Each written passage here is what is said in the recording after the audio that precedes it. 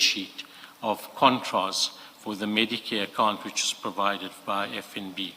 The evidence leaders intend to canvass these payments with your client this morning. If you require time to consult with your client in this regard, we will approach the Commission to arrange a later start to proceedings. Chair, we all got here between 9 and 9:15. We've barely had an adequate opportunity to consult to this, but that said, what is provided to us are several bank statements and a spreadsheet, which obviously the Commission had prepared well in advance of this morning, 6 o'clock. Somebody had done this investigation. We've continuously complained of having documents kept back from us and drip-fed, and this is yet another installment in that. To give background to this, we wrote on the 7th of March and on the 8th of March. I will deal with the correspondence in detail in the postponement application, but essentially on the 7th of March, between those two letters, we asked the Commission, because we were being given things, as we said, drip-fed, we asked the Commission to please tell us all of the documents that they intended to use and rely on, and we said, as reluctant as we were, this conduct of the Commission, obviously of the evidence leaders, was going to give rise to a postponement. That is but one aspect of it. What also happened is, you recall yesterday, you were told that there was 1 or 2 pages of documents, additional documents that were found, and our learned friends would not deal with that yesterday, but they would deal with that today. Well, we asked for the documents. They had been sent electronically, I think, whilst we were on our way to the Commission yesterday. Didn't help anybody, certainly not us, when you look at the nature of the financial statements, and we asked for hard copies. At approximately 2 o'clock, one copy of this was made available after we had started. At 4 o'clock, we got sufficient copies for our team, and this is what we got. I'm holding it up. It's a file full of hundreds of pages of spreadsheets and detailed analysis that had been done. So we expected to have been sitting here dealing with Mr. Suliman's evidence yesterday, and I said to you on the hoof, expected to go through all of this. Clearly, one can just estimate they literally hundreds of pages, and let me show you, if you can see from where you are, what they look like. The documents look like this.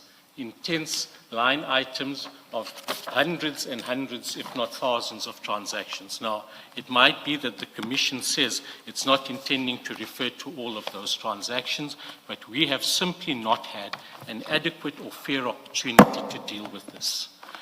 So I want to deal with all of this formally in an application, and I'd like to stand down to bring that application. I think for current purposes, if we have till 12 o'clock, we should be able to get the application out.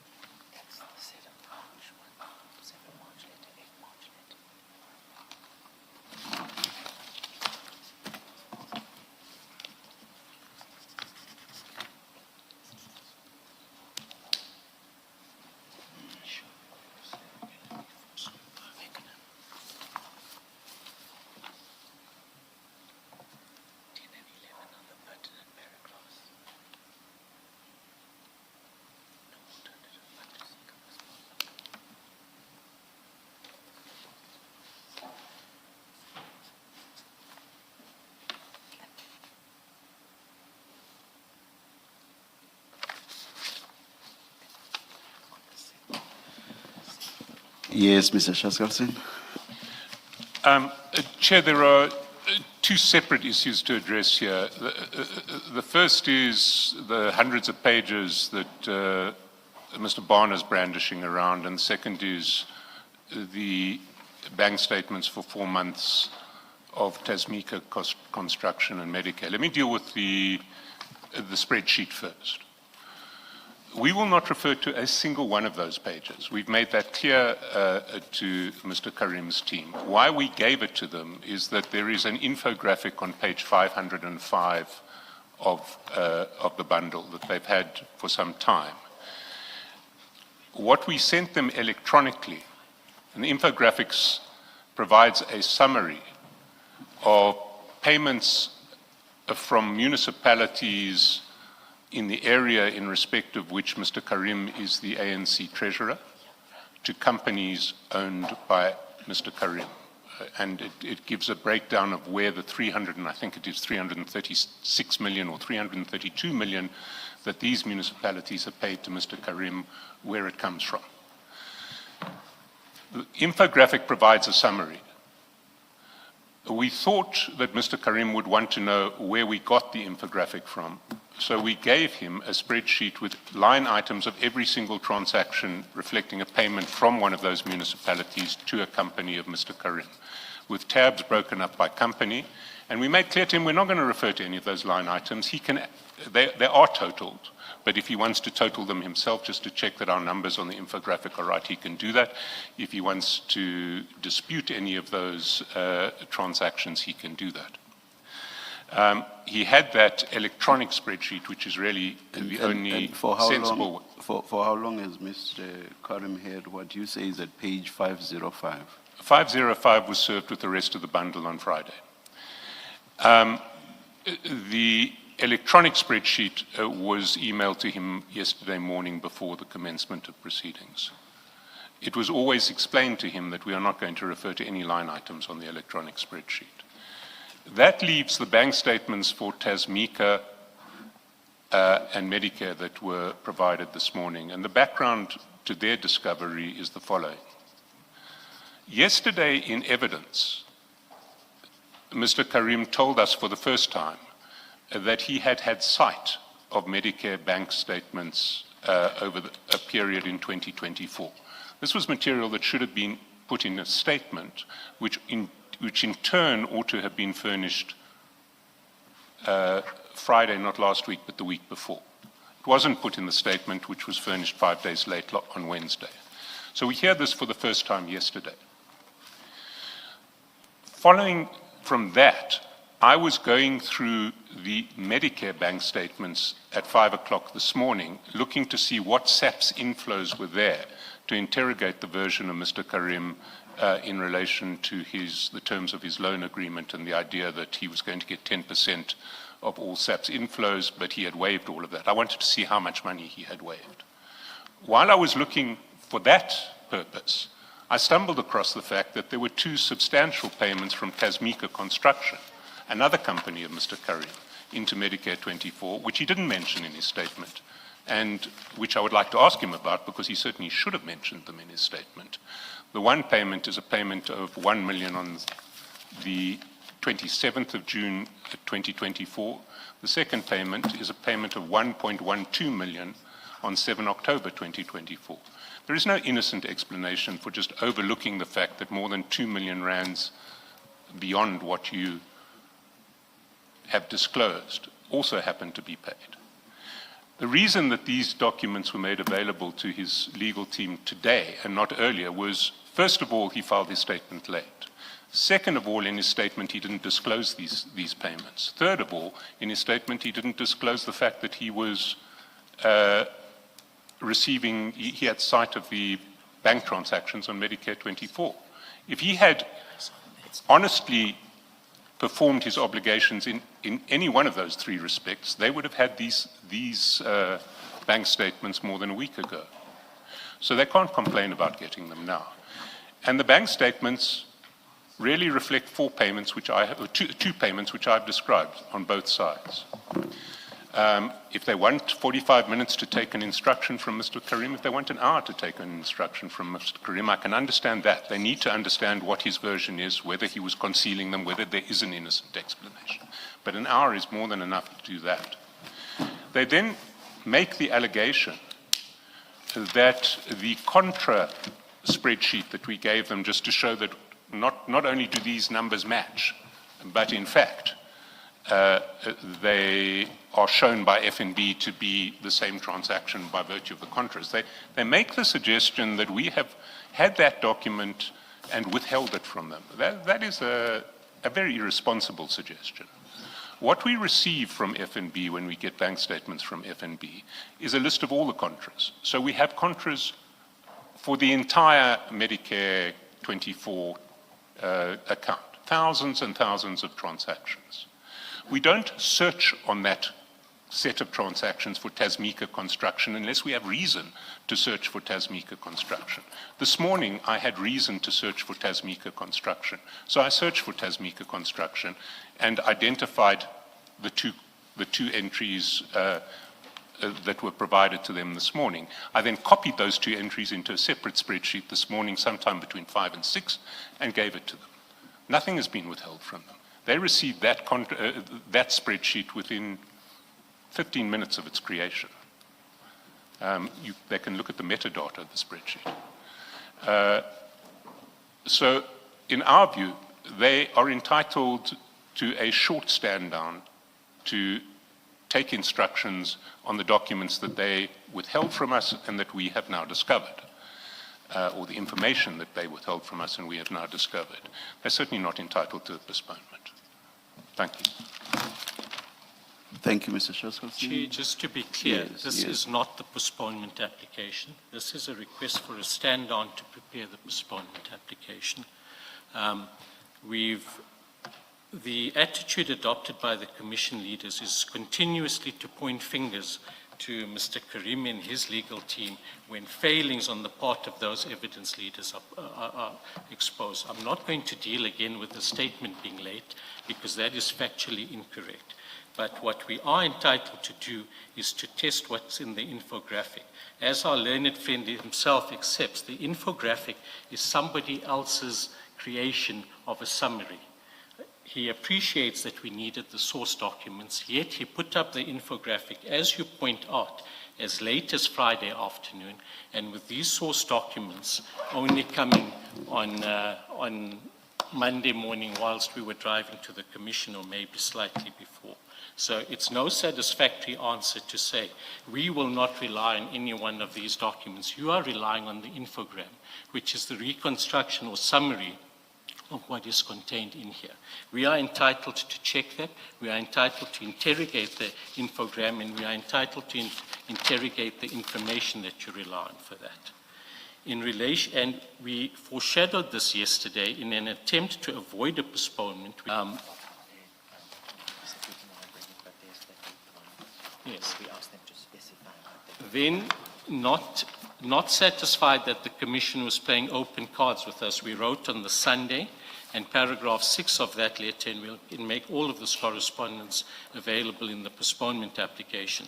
In the circumstances, we require that you unequivocally confirm in writing the following: an itemized list of the exact documents upon which you intend to rely for the purpose of questioning our client. 6.2. Confirmation that no documents or information falling outside the scope of those identified documents will be relied upon for our client's appearance. That this correspondence, together with letters referred to, he's produced it, and it's the basis, as you appreciate, Commissioner, that they produced, I think the document page is correct, 501, the infogram, 505, the infogram at 505. In relation to the spreadsheet, we want our learned friends to go on oath to say the spreadsheet was produced only at past 5 o'clock this morning. And we also wish to inquire about what other documents they've had and that they've looked at. Yes, in relation to the issue of Tasmika, our learned friend in his finger pointing, which has become habitual here, suggests that this should have been covered in the statement.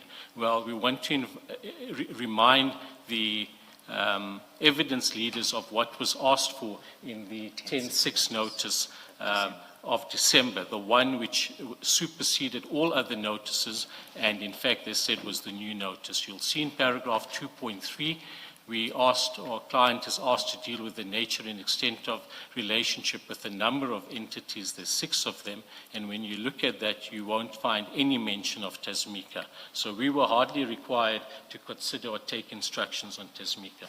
But Chair, we have attempted to get on with matters here. The Commission's drip feeding of documents which we've complained about has continued right until this morning. There's an overall interest of fairness that has to be applied here. Witnesses can't be expected to deal with things on the roof.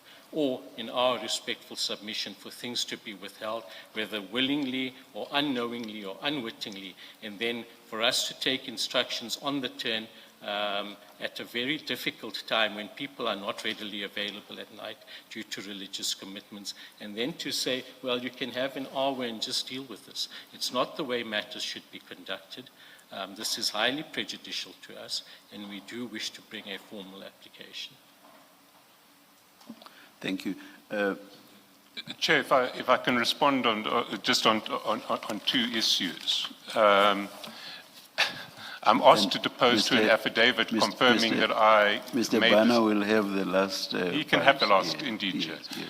I've been asked to depose to an affidavit saying that I created the spreadsheet at between 5 and 6 this morning. I confirm that I created the spreadsheet between 5 and 6 this morning. And that two-line spreadsheet did not exist prior to 5 and 6, between 5 and 6 this morning. The answer of Mr. Bana is, if Mr. Bana wants to spend 2 days plowing through various line items, his client can, I won't touch that issue today, and his client can come back on Friday. I'm not prepared to make the same tender in respect of the bank statements because they infect all of the questioning. And there is, with respect, no reason why we should waste today because those bank statements and those payments were not disclosed. And the client was, the witness was specifically asked to furnish a statement on the nature and extent of his relationship with Medicare24 Tshwane district. He declined to mention that one of his companies paid over 2 million rands to Medicare Tshwane district. That should have been in the statement on any scenario. So we're here today with this problem because the witness didn't disclose payments aggregating to 2.12 million into Medicare Tshwane district when he was specifically instructed to postpone it. Please remind me again, which aspect do you say may be pushed to Friday? The infographic and all of the underlying transactions. If they want to interrogate several thousand transactions, they can do so over the rest of the week. But they don't need the rest of the week to get a version on why payments of 2.12 million rands from Tasmika to Medicare were not disclosed in the statement and what those payments related to. Thank you, Mr. Chairperson. Any response? Yes, thank you, Chair. Firstly, our learned friend concedes that the documents given this morning infect all of the questions. That alone should show how significant they are and why we shouldn't be just given an hour to look at the documents and to deal with that. But secondly, in relation to the point he keeps making, and loosely without referring to what the Commission actually inquired or required, the suggestion that because there was a request to deal with the relationship with Medicare, this should have been disclosed. What was not asked for in the statement is for any of these companies to deal with their relationship with Medicare, let alone Tasmika, who doesn't even feature in the 10.6 notice. The notice at the relevant paragraphs ask Mr. Suliman Carrim personally to provide a statement, and it says the nature of your relationship with Mr. Kat Matlala, Senzo Mchunu, and General Firoz Khan, the role you performed for Mr. Matlala, and then 2.3, the nature and extent of your relationship with the following individuals. There's no mention here of dealings of his many companies with anyone, let alone with Medicare. Can I ask Mr. Bana, on that last point, if you take that attitude, that there is no mention of explaining the relationship of his companies with Medicare, why does he tell us about the Ziggy 10 million rand payment? Because that is a payment from a company.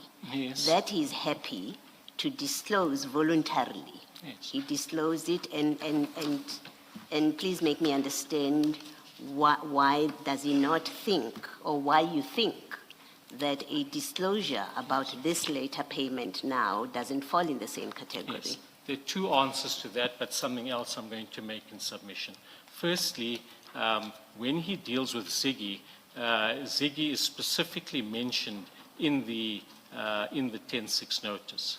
But secondly, the fact that he might have, in explaining some of these things, dealt with some of the companies. Let's assume Ziggy wasn't there. Doesn't mean, therefore, I'm dealing just with a point to say you should have gone and investigated and disclosed in your statement, Tasmika, the culpability point. I'm saying there's no culpability here for him not dealing with Tasmika. We are a commission of inquiry, which is fact-finding. We want to know when I think it doesn't sit well for a witness, by the way, a witness of the commission. Everyone unless you have a different understanding of the people that are appearing before us here, they are all called by the commission to come and testify, and Mr. Carrim is no different. For me, that's my starting point, and I hope we have a common understanding about that.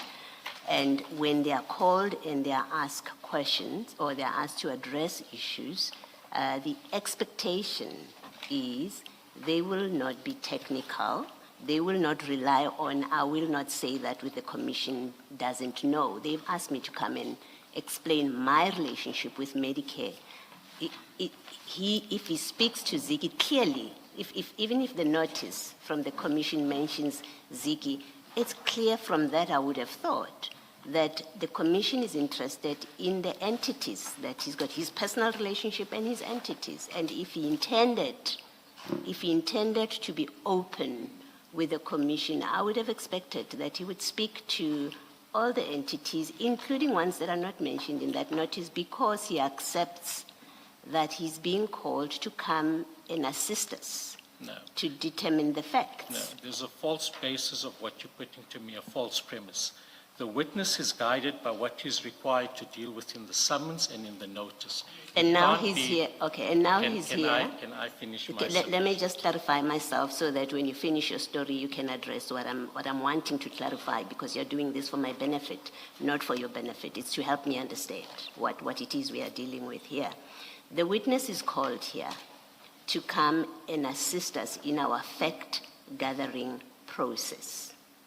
A company is mentioned because that's what we know, what the evidence leaders have found a company through whatever investigative processes. The witness knows something else that relates to the very same question, the relationship with Medicare. He knows something else, and he chooses to hold it back. That, to me, is not a witness who's coming to assist the commission. It is catch me if you can, kind of.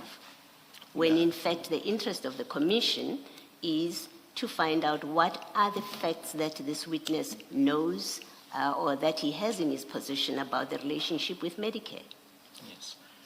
The witness is not going to take a technical attitude to say, I'm not going to testify to this. What we are discussing is why issues were not in the statement. Now, you may take that position, and that's your view, that the witness was obliged to deal with matters not stipulated in the notice or the summons. My submission to you is that that's an incorrect view. But be that as it may, it's unfair for you to make the judgment now that he chose to hold back documents when his attention wasn't directed to that. These are transactions that go back several years. This is a witness who deals in companies that have many transactions. So the premise to say he had a duty, even though there's no mention of Tasmika there, to deal with Tasmika, and the fact that he doesn't, that you can put to me that he chose to hold this back, is simply incorrect. But all of this goes to no more than the criticism to say it should have been in the statement. We say that's an unfair criticism. Our learned friend can ask the questions. We are not taking a technical attitude that because it wasn't there, you're not entitled to ask the questions.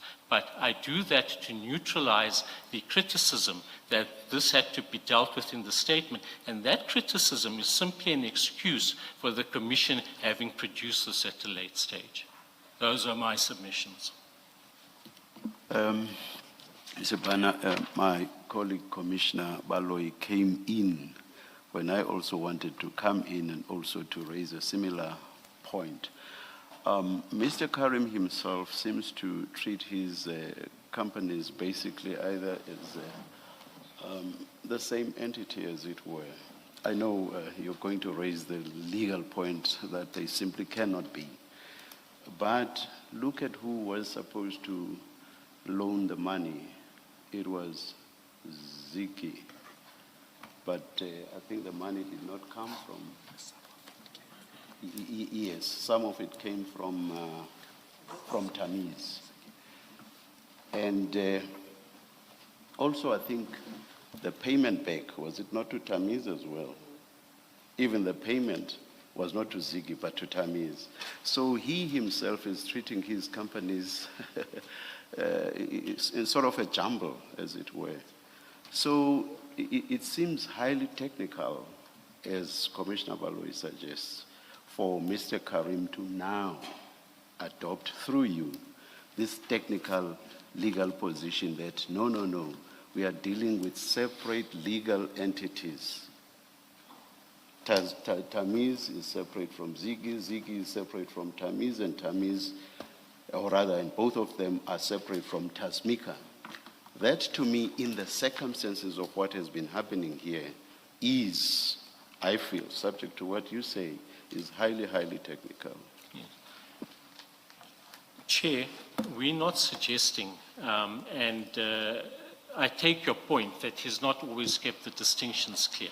All we're suggesting is that the criticism that he deliberately withheld information from his statement is not one that can be made. And if that is going to be advanced, and particularly listening to the debate with the commissioners, it's all the more reason why we need time to deal with this carefully and properly. Because you are going to draw inferences. We can see that happening already from aspects which we say you should not. But the point I'm making is this. We don't suggest that he's not entitled to be questioned. Your point is correct that he doesn't always keep a strict distinction. But the submission goes to the criticism that somehow all of these entities that are not mentioned in the statement, I say all, but what applies in respect of Tasmika would apply to his other entities, somehow created an obligation on him to deal with whatever was done internally or otherwise, we don't know, between those companies and himself or Ziggy. Something else altogether, I don't know if Commissioner Khumalo wanted to come in on the same issue, something different altogether. What's your position with regard to the separation suggested by Mr. Shaskalsin? That is, issues relating to, is it the infographic? And the schedule. If those are pushed over to Friday, and that everything else be dealt with today. Chair, firstly, we're not available on Friday. I'm in the High Court on a matter, and I haven't canvassed my legal team's availability, but Mr. Carrim has me here representing him for this leg, so I'm not available on Friday. But we're happy to agree a date as soon as possible that suits diaries. We say there's no prejudice in holding over all of this to when Mr. Carrim comes back. It's clear his evidence can't be completed today. It's clear that with a stand-on, we in any case going to eat up into a substantial portion of today. My learned friend suggests a 45-minute or a 1-hour stand-on. It's not in his mouth to suggest that. I don't know how long I'm going to need, but I'm going to do this carefully, and I'm going to take proper time to do so. If we are not inclined to adjourn so that you should prepare a postponement application, if our inclination is to give you time to consult, what time would you suggest? Mr. Shaskalsin has suggested 45 minutes to an hour. What would you suggest? Chair, I think at least 2 hours, and I'll come back to you if I need more time. But I do want to say, it seems then that you've prejudged an application that Mr. Bana, I take strong exception to that. No. You know, and you are an experienced counsel, you know that people presiding, let me use the court, the example of courts, you know that judges will engage you during argument, engage you to an extent that you will think they are against you, But in the end, you are surprised that the judgment is in your favor. Engaging counsel has nothing to do with matters being prejudged, and you know that. I take very strong exception to that attitude. I don't It's, in fact, I find it unprofessional for you to say that I have prejudged issues purely because I'm engaging you. I take strong exception to that. I don't think that you should take exception. And I do. Can I respond, Chair? What you put to me was that you weren't going to allow an opportunity for the postponement application. I did not. I did not say I am not. I never said so. We can play back the tape. We can play back the recording. Then I was mistaken. So that is, I can actually, to be rough, I can say you are lying. No, then I was mistaken. I understood you to say that you were not prepared to allow a stand down for the postponement application to be brought, but you were ready to consider the stand down to deal with the documents. If I was mistaken in that, then I'm mistaken, but that is clearly how I understood it. You definitely are. I did not. It was an if situation, which arises all the time during argument. Then I accept that. Thank you. And you apologize for what you said, because you basically suggested impropriety on my part that I've prejudged issues whilst the matter is being debated. Are you tendering an apology for that? Yes, if I misunderstood it, then I tender an apology. But as you say, the record will indicate, and my recollection is that you said if you are not prepared. So you are to tendering a allow qualified apology, a conditional apology. Chair, if I'm You mistaken, are tendering a if I'm mistaken, conditional- I apologize, but that's not what I heard. You are saying if the recording can so you are tendering a It's conditional what you put apology. to me as well, that the recording will reflect what happens. What's good for you is good for me. So I'm not accepting the so-called apology. Thank you very much. Any further submissions? No, I did say if I misunderstood, I'm saying I'm apologize. not, let's step off that. I'm saying I'm not accepting it. So let's step off that. Any further submissions? No further. Thank you very much. We will take a short adjournment. We'll indicate when we are ready.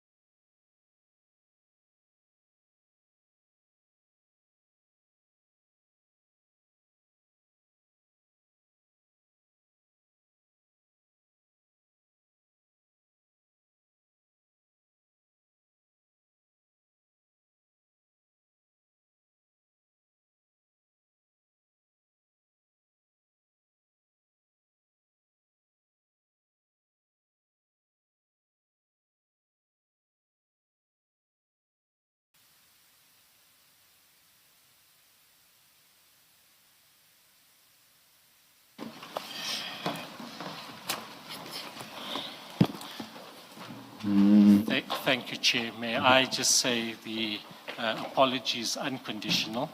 I did not hear the if when you made the statement, and what you correctly pointed out is you said, if we are not inclined to adjourn. And I understood that you said you were not inclined to adjourn, so the apology is unconditional. Now the apology is accepted, Mr. Bana. Thank you, Chair. Thank you. We have considered what you submitted, Mr. Bana, and also the responses by Mr. Shaskalsin. Our decision is to afford you and your team an opportunity to consult with Mr. Carrim. At this stage, not necessarily on the aspect relating to the infographic and what is it, or rather, and the documents you showed us earlier this morning. So that will have to stand over to some other day. And seeing that you said you are not available on Friday, then dates will have to be discussed between you and Mr. Shaskalsin with regard to that outstanding issue. As for the rest, the decision is to give you time until 11:45 to consult with Mr. Carrim. At 11:45, we proceed with the hearing. Let's adjourn until 11:45.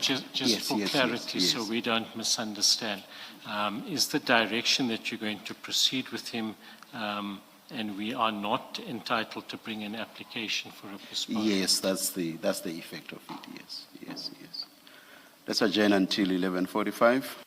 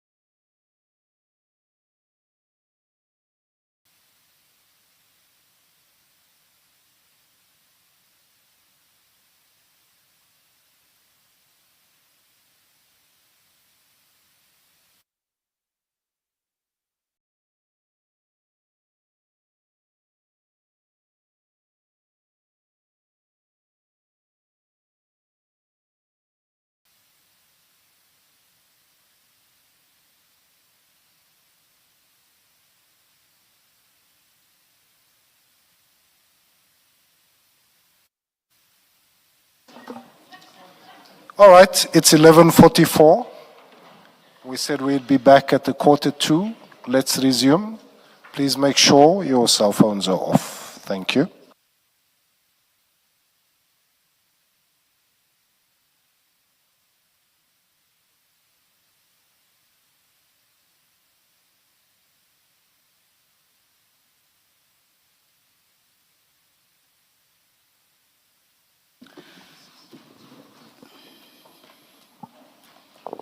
Mr. Bana, may we start? I assume we are ready to Yes. start. Thank you very much. Mr. Shastelson? Chair, just before we start, we asked at the end of the hearing yesterday for a series of documents from Mr. Carrim. The one was a 2-page agreement with Mr. Mamela in relation to the mining venture. The one was the draft agreement that Ziggy had with Medicare24. Then there were the details of the accountant who instructed that Mr. Matlala should pay Tamis, not Ziggy. And lastly, we wanted to hear back from him after he'd consulted with his attorneys in relation to accessing his WhatsApps from 2024, 2025 with Mr. Mogotsi and Mr. Matlala. I wonder if we can just get a response on the record from his legal team in that regard. Mr. Bana? I think we can just ask, you can just go through it with the witness and you'll hear it from him firsthand. Sorry, if we can go through the... Yes, he hasn't been able to get the 2 agreements. He needs to go to Matthew King. He'll tell you the name of the accountant. I've forgotten the name. And he'll also tell you the position with his messages. Thanks, Mr. Carrim. Can we take them one by one, and can you just explain to me what the position is? The first is the draft agreement with Medicare24. Yeah, it's 2 documents. Medicare, we can deal with the 2. Okay, the Medicare24 and... those documents and my gang. At the moment, my offices are closed because of the threats. So I have those documents. Once those threats just subside, my office is working remotely now. My people are working remotely. But those documents will be made available as soon as I get to Mafeking, as soon as it just comes down, maybe in the next week and a half. Thank you. So that's both the Mamela agreement relating to Chrome Core and Yes. the draft agreement with Medicare24. Yes. Yes. Then the accountant who advised you in relation to payments from Mr. Matlala.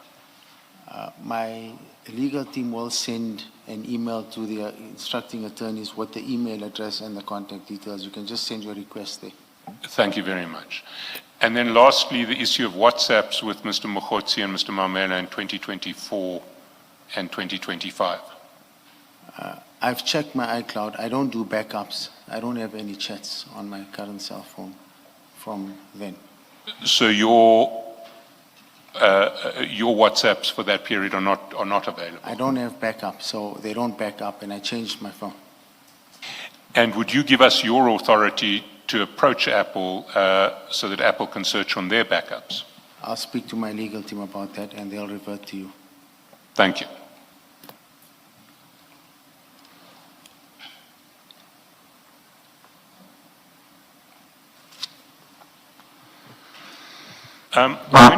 When we left off yesterday, we were dealing with the payments to Mr. Mamela or to Lutaga for Mr. Mamela that were made by Tamis from the proceeds of payments from Medicare. Now, at the time that you entered, I want to stay with the issue of Mr. Mamela for a while. At the time that you started this business relationship with Mr. Matlala, I assume that you were aware that Mr. Mamela had been a business associate of Mr. Matlala. At that point, he didn't disclose that to me. No, but you'd read articles we discussed earlier that from I think it was April 2024, you'd read articles about allegations in relation to Mr. Mamela and Mr. Matlala at Tembisa Hospital. Yes, we never discussed those relations. He never brought Mr. Matlala up to me. No, yes, but I'm asking, were you aware that there was a business relationship between the two of them? At that point, I saw articles, but there was no direct link between them. I see. So all you knew was what you had read in the press about them. That's correct. Did you, at any other stage, find out about business relationships between Mr. Matlala and Mr. Mamela? When I concluded the agreement, or when we had the handshake or the verbal agreement with Mr. Matlala in June, around August, I then asked Mr. Mamela, look, you've never raised Mr. Matlala with me. Are you and Mr. Matlala associates? What is the issue? He then said to me, yes, we are. So I asked him, but you never told me this. He said, yeah, look, I don't think it was important for you to have met this man through me. And that was his stance. He said, look, I didn't want to introduce you to Mr. Matlala. I said, why? He just said, no, I didn't want to introduce you to Mr. Matlala.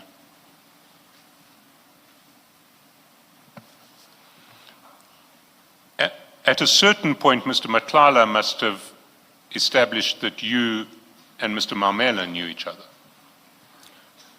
Not that he told me of, unless Mr. Mamela discussed it with him. Well, your Morgan sorted email suggests that he knows that you know who Morgan is. Yes, remember, he then said, I must make a payment to Morgan Mamela. And at that point, did he not know that you knew Mr. Mamela? Well, he also played to me as if he didn't know that me and Mr. Mamela are friends. So, from your perspective, someone was asking you to make a payment to a third party who, as far as you were aware, they regarded as a complete stranger to you. So when you were asked to pay Mr. Mamela, Mr. Matlala didn't give any indication that he knew that you and Mr. Mamela were friends? No, between the two of them, and I observed this, they did not raise how deep their relationship was to me. They did not. But Mr. Mamela was also calling you at the same time and pressurizing you to get Mr. Matlala to pay him. What was he saying in that regard? No, he said he's asked this man to give him money, so this man needs to pay him this monies. He's aware that this man is going to pay me, and I should then please give him the money once I receive it.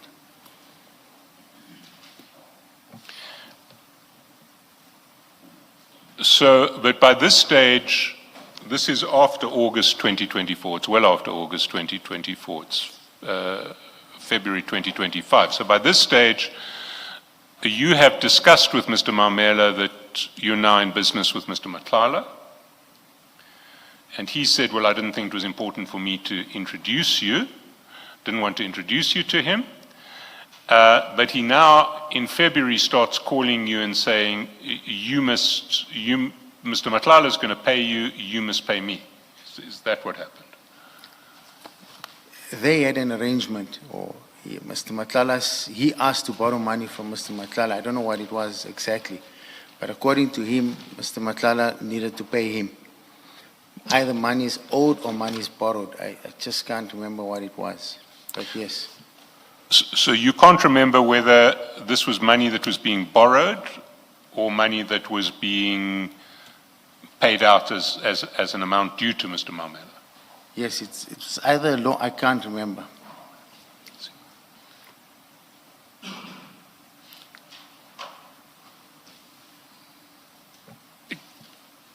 Can I take you to some other chats in relation to yourself, Mr. Matlala, and Mr. Mamela?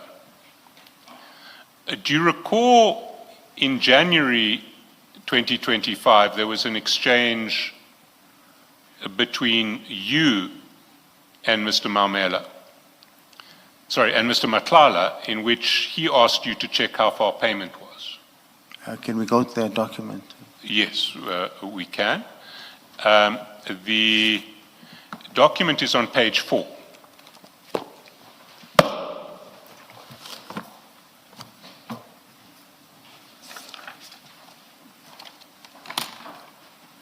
Page 4 of, okay. File 1, the evidence bundle.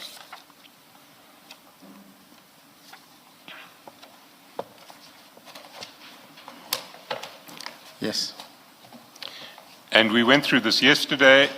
You get called on the 30th of January by Mr. Matlala, Salam brother, can you please check with your guys how far is the payment? You come back saying checking. He says, and you say, we'll revert. He says, okay, thanks. Next morning, you say, morning, they say payment is done, I'm waiting for the remittance. If we go at this point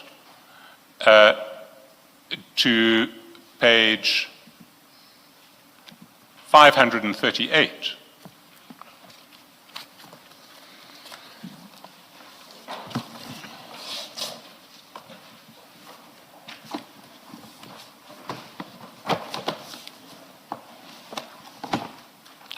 that's file 2.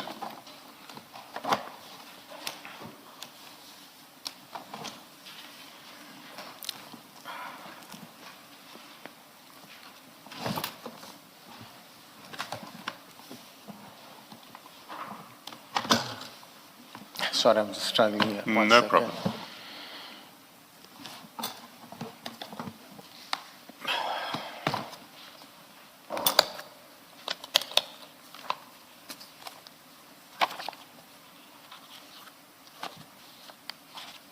Five. 538. I'm on 414407. Does your file not go to 538? File 2? Possibly in a supplementary file?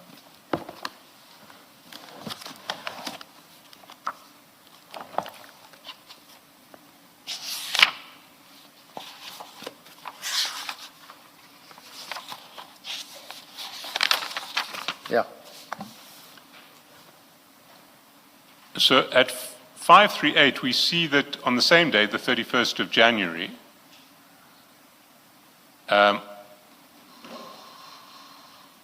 after you've said, I'm waiting for the remittance, and in fact, after Mr. Matlala has responded, okay, I'll be waiting, and has asked you, you're winning with the remittance, which was at 15:15 on the 31st of January. A minute later, he sends a screenshot of that chat to Mr. Maumela. You see that? Yes, this I is see this that. is his chat with Mr. Maumela. Yes. And the date is the 31st and the time is 15:16:10. So he is copying his chat with you to Mr. Maumela. I have no idea why you do that. Well, let's go further. If we go back to page 5, you see 40 seconds after he sent the screenshot to Mr. Maumela, which ends with you winning the remittance, you winning with the remittance, you responded, not yet. He sent that screenshot at 15:16:10. You respond at 15:16:52, 42 seconds later. And then you say, the lady and sisters paid, I'm just waiting for some proof. We go back to 539, and we see that after you have answered his question, you're winning with the remittance, and you've said, not yet, the lady and sisters paid, I'm just waiting for some proof. He emails that chat to Mr. Maumela. So he's now emailed to Mr. Maumela an updated version of his chat with you. Emailed or? WhatsApp. WhatsApp, yes. WhatsApp.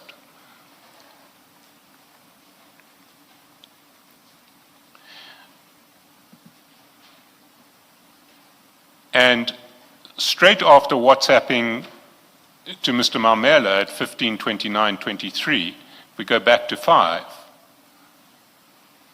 He says at 15:29:46, he says to you, okay, we'll see when it appears in the account. Yes, So he's having a conversation with you, and he is essentially copying that conversation as it develops to Mr. Mamela. I see that, yes. And you have no idea why he would be I doing that. have no idea. It's the first time I'm seeing this. I don't know why I would take my chats and pass them over to Mr. Maumela. I see. Let's look at a second instance of this. Can we go to page 11?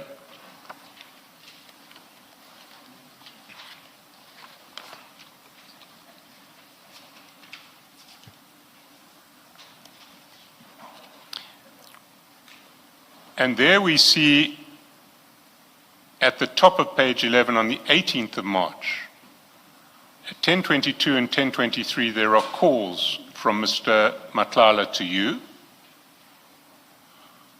And at 10:40, you respond saying, Salam, I'll call you at 12. And he immediately responds to you at 10:41, saying WLKM SLM, which I understand to be Wa alaikum salam. Yes.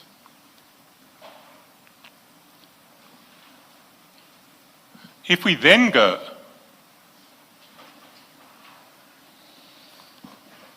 to 5:44,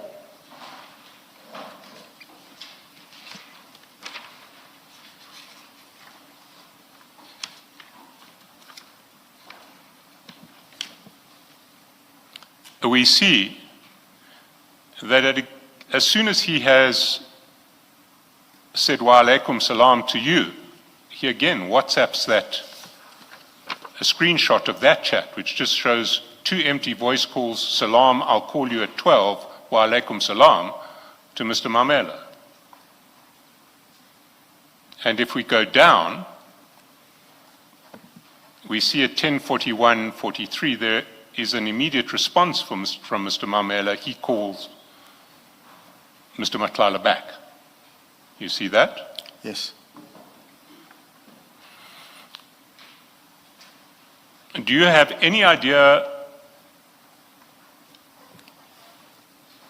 what you were discussing on 18 March 2025 that may have been of such importance that Mr.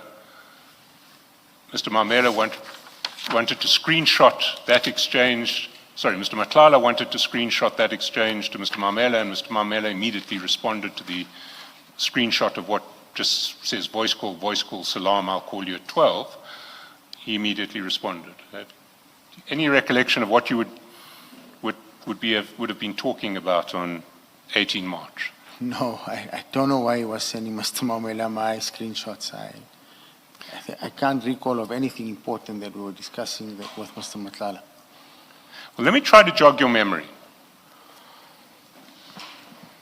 If you go to 5:43,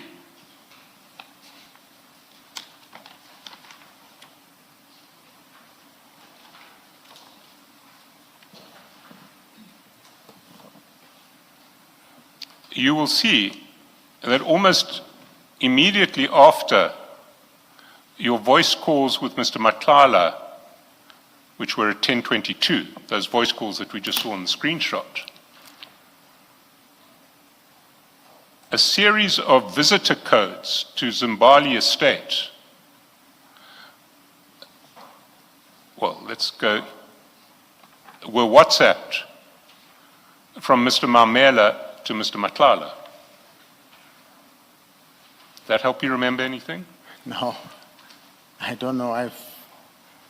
I don't know why he was sending him Zimbali. I've never been in, at this point I was not even in Zimbali. You weren't in Zimbabwe? Yes, yes. No. But I don't know why he was sending him these. No, he wasn't sending them to you. Yes, he was sending them to, yes. So, Mr. Mamela sends them to Mr. Matlala. Agreed, but I have no idea why these were sent. Okay. Well, the evidence will be that one of these entrance codes that Mr. Mamela sent to Mr. Matlala immediately before those calls, those voice calls to you that were then screenshot and WhatsApped to Mr. Mamela, one of those entrance codes was forwarded by Mr. Matlala to General Cele and was then used by General Cele to enter the Zimbabwe estate. So at 10:41, when Mr. Matlala WhatsApped Mr. Mamela your exchanges, saying that you would call at 12, it seems that they knew that Mr. Matlala was likely to be meeting with General Cele at the time. Was any of this discussed with you? No, nothing. I know nothing about this. Any meetings, I knew nothing about this. Not at all. You didn't know about that? Not at all.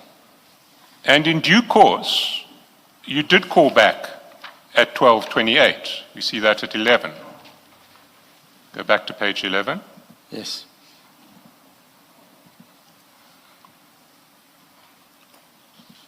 Yes. And you have no recollection of what transpired in that call? I can't recall what we were talking about. But And no one mentioned anything about General Cele to you? I knew nothing about this meeting. But what it does appear is that Mr. Mamela and Mr. Matlala knew that Mr. Matlala would be meeting with General Cele at the time that you were likely to call. And they didn't seem to make any attempt to stop your call. Have any comment on that? Yes, but it was definitely not related to General Kelly. I did not know about this meeting. Not You at didn't all. know about that? No, I did not know about this meeting. Let's go to another issue in relation to Mr. Mamela.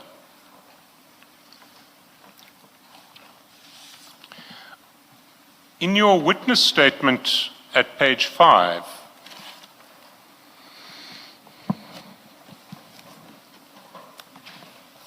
paragraph 47, you talk about that interdict. What paragraph? Paragraph 47, page 9 of the witness statement. You said 5. I apologize. Page 9.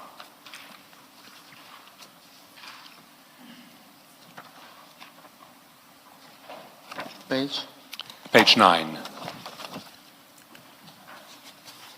File 1. Perhaps, Of the witness statement file. sorry, Mr. Shaskalsin, I see from the heading it's a totally different subject. May I just ask 2 or so questions around the issue of the payment?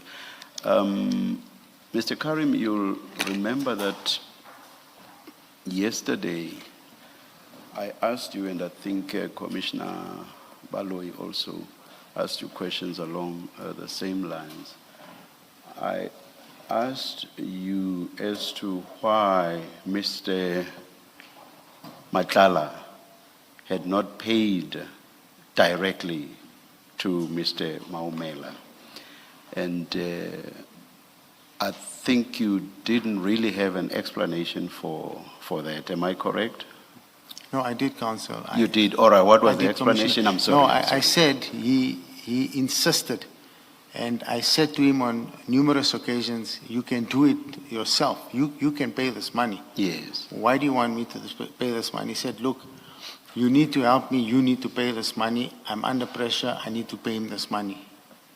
And that was the explanation that he gave me. That's not really an explanation. That's just an insistence that you must do it instead of him.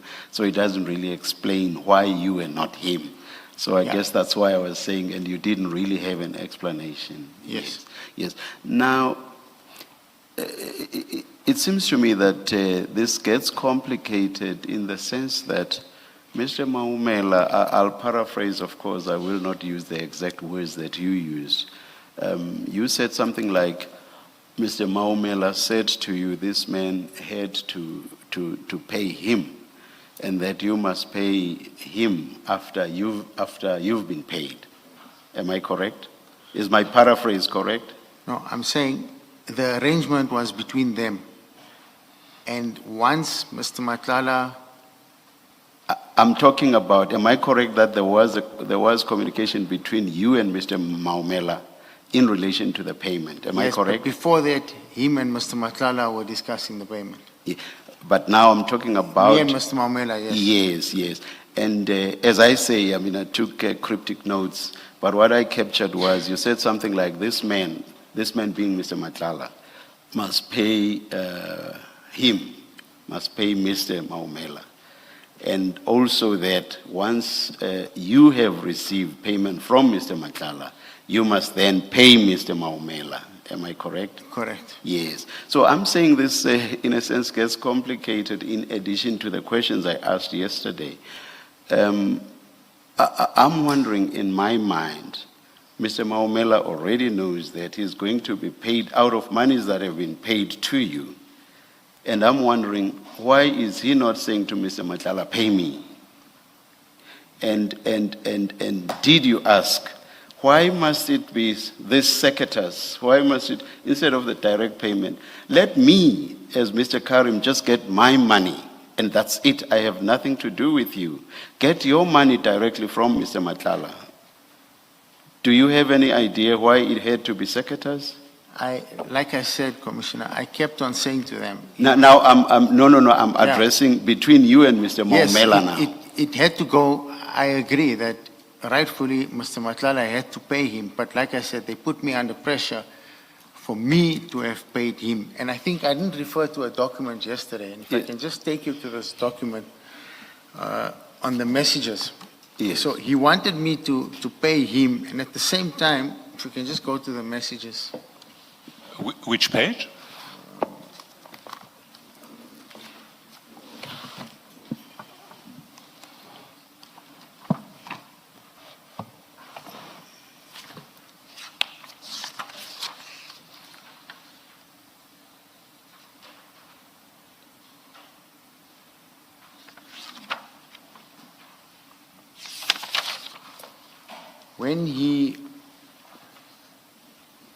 When he called me to make this payment, he then called me and said, look, I've got more invoices in, I think those invoices... You are talking Mr. Matlala? Yeah, Mr. Matlala. Yes. So in order for him to make me or to force me to pay, he said to me, there's another 13 million rand going to be paid.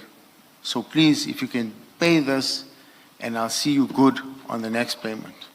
Because at that point, I was still asking, why don't you pay it directly? You can't pay it directly. He said, no, you must pay him. Please help me pay. It would have been much, much easier and quicker for Mr. Matlala to pay directly to Mr. Maumela. I'm sure you would agree. Yes, I agree. But Yes, yes. And did you ask Mr. Maumela why the payment had to be secateurs? according to him, he said that was the instructions from Mr. Matlala that the payment will come via me. But did you ask Mr. Maumela? Yes, I asked him, why don't you ask Mr. Matlala to pay you? To pay you Yes, to directly. pay you. Why is he paying me? He said, no, Mr. Matlala said, you're going to make the payment, so that's why I'm calling you.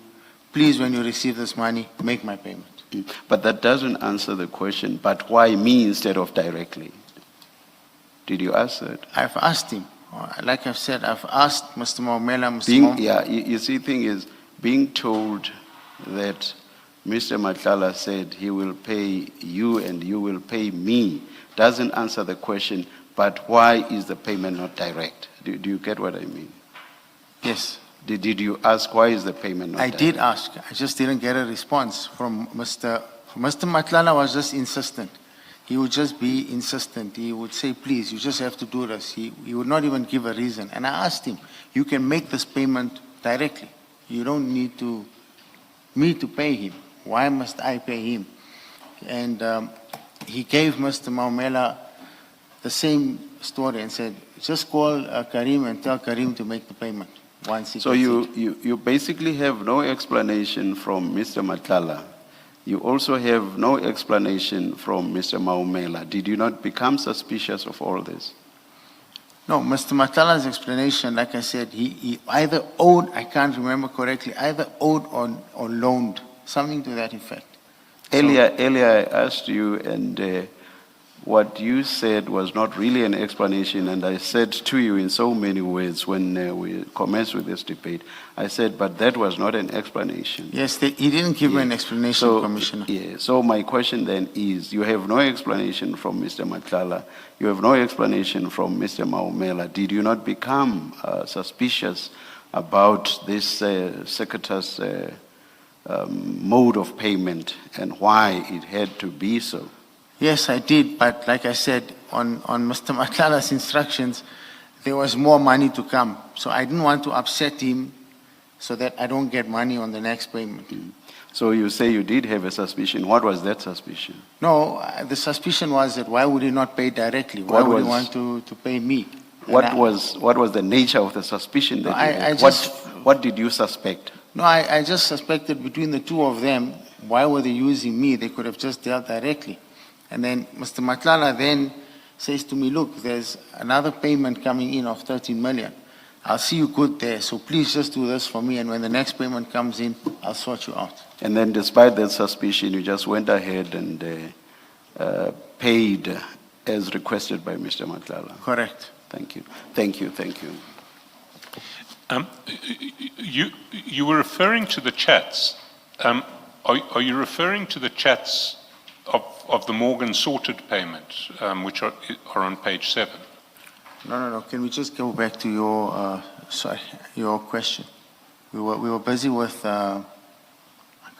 were busy with the chats. No, I'm just following up on the question the chair's asked you at this stage and your answer to the chair. So you said at the start of your answer you wanted to refer to the chats, and you talked about a call that you had with Mr. Matlala, and if I understood your evidence correctly, that was the call where Mr. Matlala said, just do this and now there's more money coming, I'll pay you out of the next payment. Yes, I was going back to the issues of, I think, was it the chats between Morgan and between Mr. Maumela and Mr. Matlala. Which chat? So there was the chat in relation to invoicing at the end of January, and then there was the chat that happened to be on the same day that Mr. Matlala met General Cele at Mr. Maumela's house in Zimbabwe. Which of those chats were you referring to? Now, I wanted to go back to where Mr. Matlala then sends me a payment screenshot on the 7th of March. Look But look at page 6. Is that the screenshot you're looking for?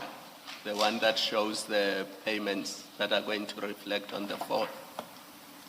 No, I was going to the one of the 7th of March on page 8, Yes. where he mentioned to me that these payments are coming, and then he then sends me the screenshot of those payments coming. And what were you, I just didn't understand your reference to it. What No, were you I was just wanting trying to put say down? that the reason I made that payment was because he dangled this in front of me and said, here's more money coming, make this payment for me. But which payment are we talking about now?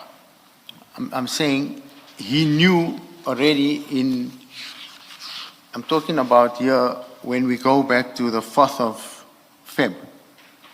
Yes, That's the first payment. yes. But that screenshot is sent to you on the 7th of March after you paid sometime after you paid 500,000 rands to Mr. Malmela. Yes, The but I'm screenshot saying, itself. sorry, Council, I'm saying he knew about this payment then already. So he called me about this payment of 13 million and said, there's a payment of 13 million coming. And I was like, can you send me something? And as time went on, I said to him, you said I must pay Mr. Malmela and there's money coming. You have to reimburse my money. That's when he sent me this screenshot to try and convince me in March that money is coming. But then after you've seen that screenshot, he asks you to pay more to Mr. Malmela. Yes, another 250. Yes, and you do. Yes, because he then says to me, I'm giving you money, here's money coming. If you can recall, Council, yesterday I said the initial amount they wanted me to pay was 750, which I refused on that first payment. Yes, I understand that, but if I understood your evidence correctly now, what you were saying is he offered you the prospect of more money coming so that you could pay Mr. Malmela the 500 that you'd now agreed to pay, and he would give you back that 500 and more with your further payments. Yes, he said that, but he didn't give it back to me. Yes, but then why in the face of that, when the next payment comes through and is only 1 million, so you're now in a net position where that payment is really only 500,000 because 500,000 of it really has already been paid by you to Mr. Malmela. Why do you go ahead and then pay half of your net proceeds to Mr. Malmela, 250? It was 250 from a million, so it was not half, No, it was a but quarter. 500 of the million was what you were owed from the first payment, was it not? Yes, when I asked him, he then said to me, I'll make a follow-up payment, which didn't happen. And then he then said to me, I think if we can go to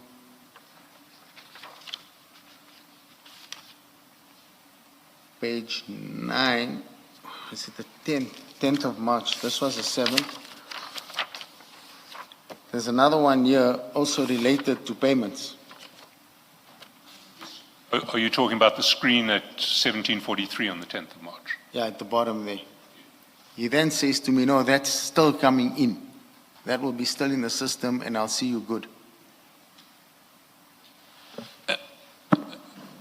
Mr. Carrim, I don't want to traverse ground that we traversed yesterday, but when we dealt with this stuff yesterday, I put it to you that you don't strike me, one, as a naive businessman, two, as a businessman who lets people walk all over you.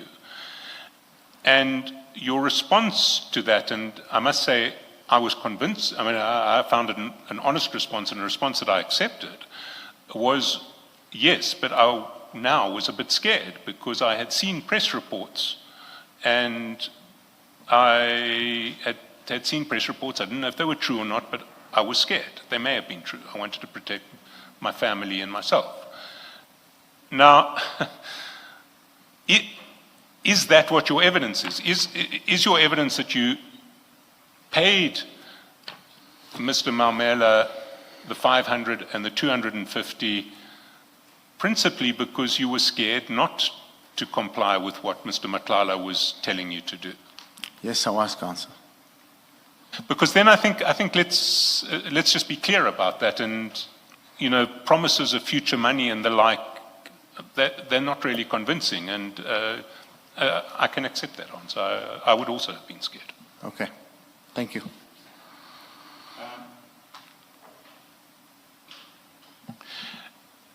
But I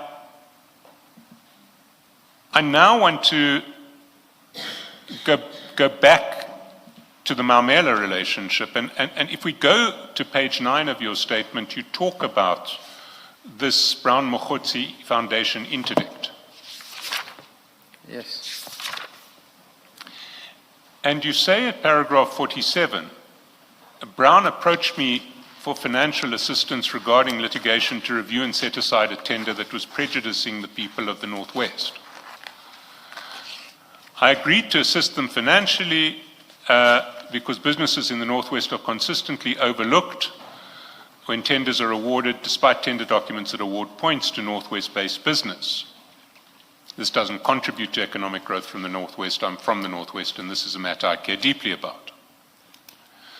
So what you're saying is that the contribution to the Brown, your funding of the Brown Mogotsi Foundation interdict was really because you're wanting Northwest money to stay in the Northwest. That's correct. Now, if we go to page 507,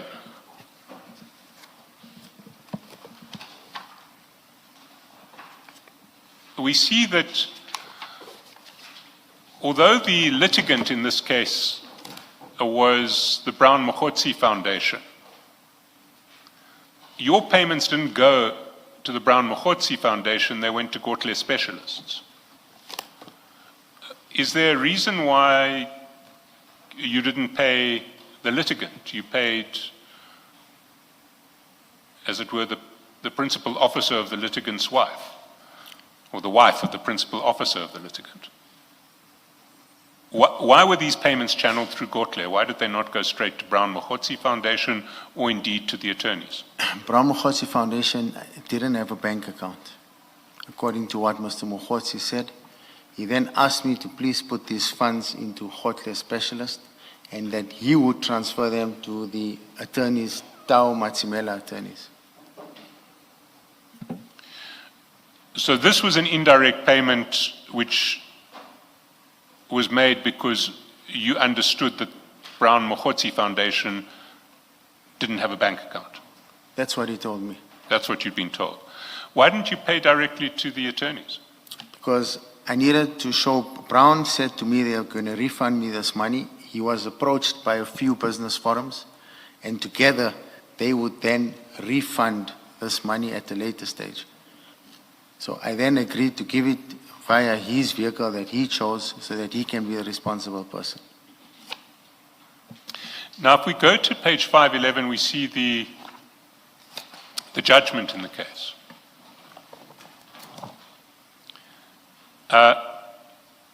It's a judgment of Brown Mogotsi Foundation versus MEC for Health and Mediware. Mediware was the successful tenderer that was interdicted. Is that correct? Counsel, if you go into my statement, I clearly say there, I said to Brown, I'll assist them, but I don't want to be part of the litigation. So I'm not aware, I don't know about Mediware and who he was taking to court. So you would assist, you weren't even aware that whether Mediware was a local company or not? No, I did not get involved in the actual litigation. I said to him, I don't want to be part of the litigation, and they went ahead with this. I was not party to this. So you put up funds for litigation to protect local businesses without even knowing whether the successful bidder was a local business? Like I said, I did not want to be part of the litigation, so I did not want to check I did not even check who's going to court, who's not going to court. But Mr. Carrim, considering what you say in your statement, the reason for providing financial assistance is to make sure that business stays in the Northwest. I would expect that you would have looked at who is the winning bidder, because your interests, your declared interest in paragraph 48 is to make sure that that kind of business stays in the Northwest. Yes, he approached me. He didn't give me details. He just said to me, there's these business forums. There were 3 or 4 business forums with him on the day of the meeting. They all requested that I assist them. And I said, okay, it's fine, I'll assist you, but I don't want to be part of the litigation. I'll assist you and you guys can then proceed. And they then agreed with Brown that they'll use his foundation. Yes. No, I've heard you say you didn't want to be involved in the litigation. I've heard that part. I'm asking a different question, following up on what Mr. Chaskalson is discussing with you, that in paragraph 48, you say you provide assistance because you want business to stay in the Northwest. It must be business granted to Northwest-based businesses. That's what you say. So what I'm putting to you is that you surely would have satisfied yourself that this is, the winning bidder is not a Northwest business. Brown just told me it's a company from outside. I agreed with him and I assisted them with the funds. So you knew it was a company from outside? That's what he told me. Yes, so you knew that?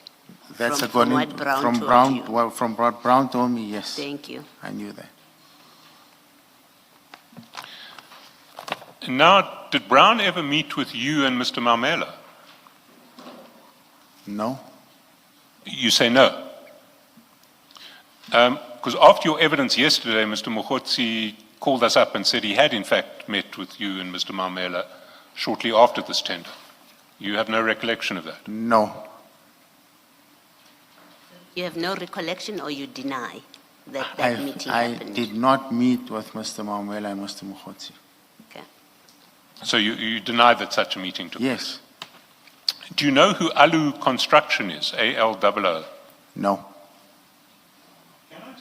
Can I take you to page 399?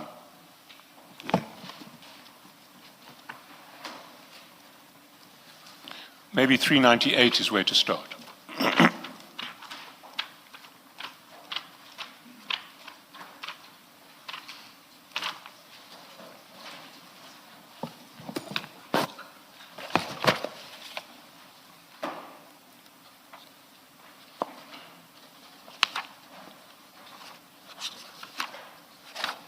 And the document on 398 is the preservation order that SARS obtained against Mr. Mamela. If you go down to 399, you see that the 11th respondent on that preservation order was Alu Construction. Yes, I see that. Now, Alu Construction is alleged in this preservation application to be a company of Mr. Mamela. Were you aware of that? No. You weren't. Alu Construction was also one of the losing bidders in the Mediware tender that you funded, that was interdicted with your money. Were you aware of that? No. You see, Mr. Carrim, I find this quite difficult to believe because this interdict is an interdict that is funded over the period August and September. Well, let's go back to the dates.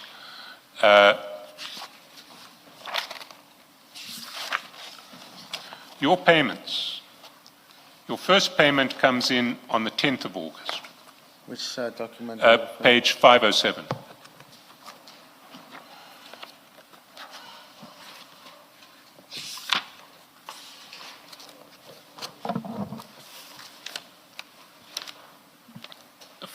Your first payment to Gotle is on the 10th of August, and your second payment is on the 19th of September.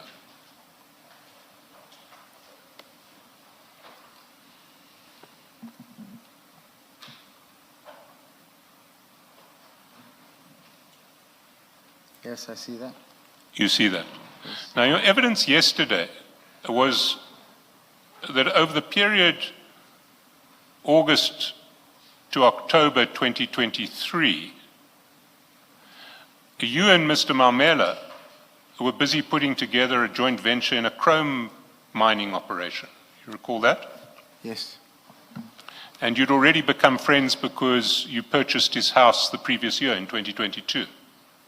Yes. So, what you're saying to us today is that in August and September 2023, you put up funds to interdict the award of a tender to a party other than Mr. Mamela's company who had lost the tender, and you successfully interdicted that, or your funds successfully contributed to the interdicting of that award. You were engaged in a joint venture with Mr. Mamela at the same time a 50 million rand joint venture about a chrome mine. You had become friends because he had sold the house to you. But you had no idea that this interdict that you were running in the Northwest just happened to assist his company, Alu Construction, to have another attempt at winning the tender. Is that your evidence? Yes. I'm afraid I have to put it to you that that evidence is false. No, sir, that's not what happened. So Mr. Mamela never mentioned to you that in your backyard he was bidding for a contract with the Department of Health. No, he didn't. And you just weren't aware when you put up this money to fund the litigation that just happened to be of great assistance to Mr. Mamela, that you were helping out your good friend and current business partner. You weren't aware? No. I see.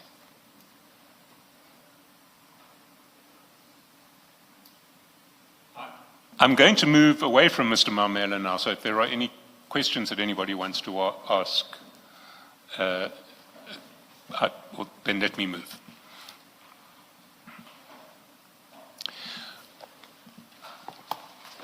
Can we go back now to discuss your arrangements with Mr. Matlala around the Medicare contract?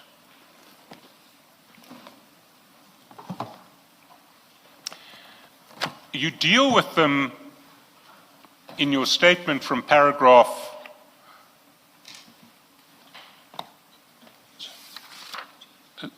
sorry, if you can just bear with me for a minute.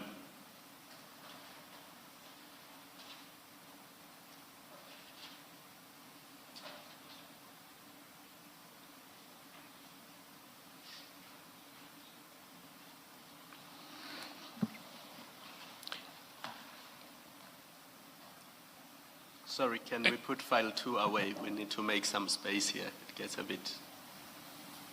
Yes, we can. We might need to come back to. We might need to come back to file 2. I think about 10, 15 minutes. The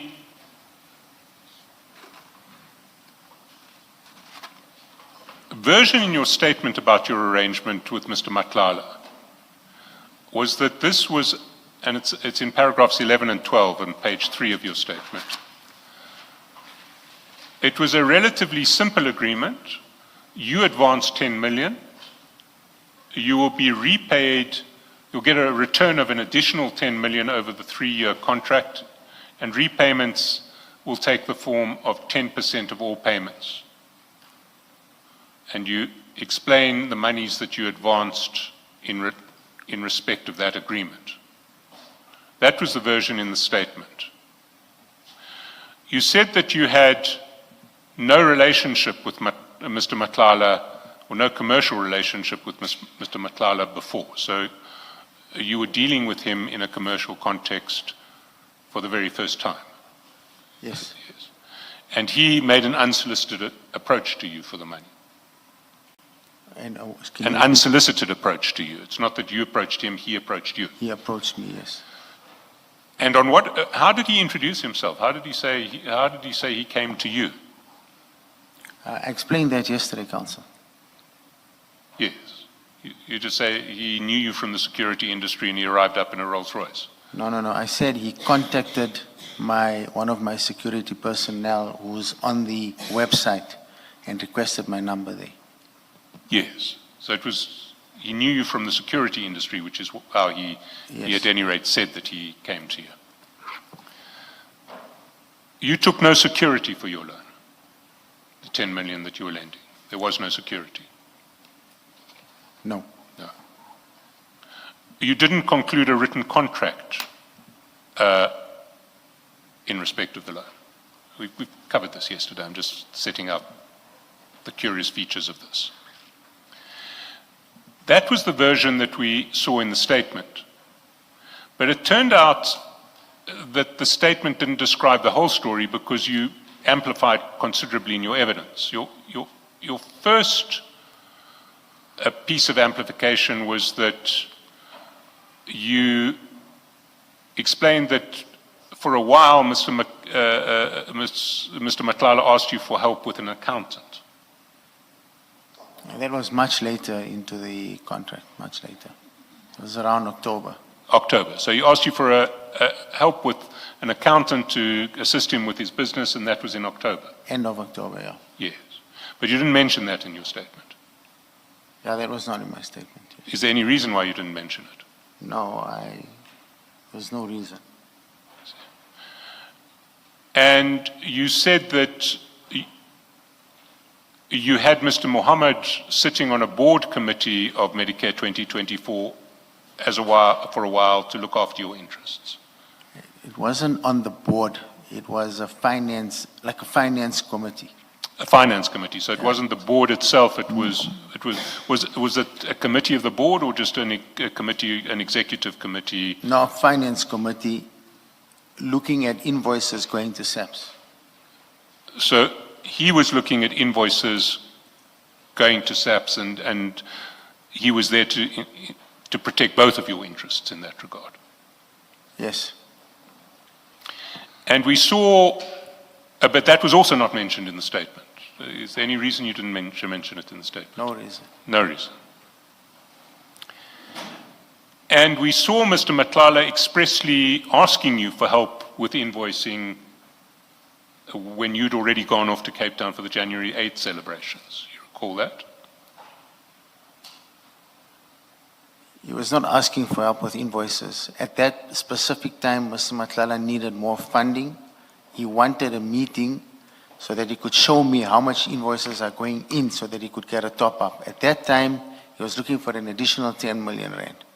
Now, let's look at that message, because I don't think that answer is consistent with the message. Go to page 2.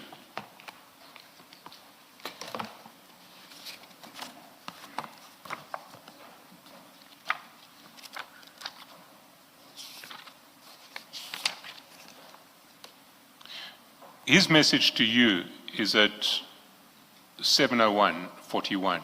It's the green message on page 2. Salam, brother. Now is the time to start invoicing. Was wondering if I can see you before we send invoices. I can even come to your place. Please advise. He wanted to see you before he sent the invoices. Correct. He wanted to show me what he's going to be submitting, how much invoices he's going to be submitting, and then show me that that's why he needed the additional funding, because we're going to have to wait for this money again, and he needed to service and pay more of his subcontractors. But if that was all, are you saying he wasn't asking for help with invoices in this message? Even when Mr. Mohammed sat on his committee, Mr. Mohammed was not in charge of assisting with the invoices, only to sit there and have a look and see what they're doing. We had absolutely no access to his invoicing. Myself and Mr. Mohammed.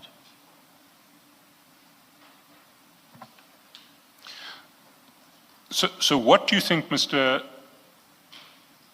Matlala was wanting to show you? Was he wanting to show you draft invoices? He wanted to show me all the invoices, the amounts of all the invoices that he was going to submit. And what did you expect to see? Invoices. Invoices that hadn't been sent. I'm not sure if he had sent them or not sent them yet. Well, he hadn't sent them because he says before we send invoices. Sorry, Mr. Chairperson. Mr. Carrim, this discussion about this additional loan that you say this is what this WhatsApp message was about, when did that discussion happen? It started around December when he wanted more funding. Okay. And you say it started in December and continued when? Continued- When before this WhatsApp message? Yeah, he continued post this message as well. He was looking for more funding. Yes. You see, I'm asking because on that page 2, you have an afternoon.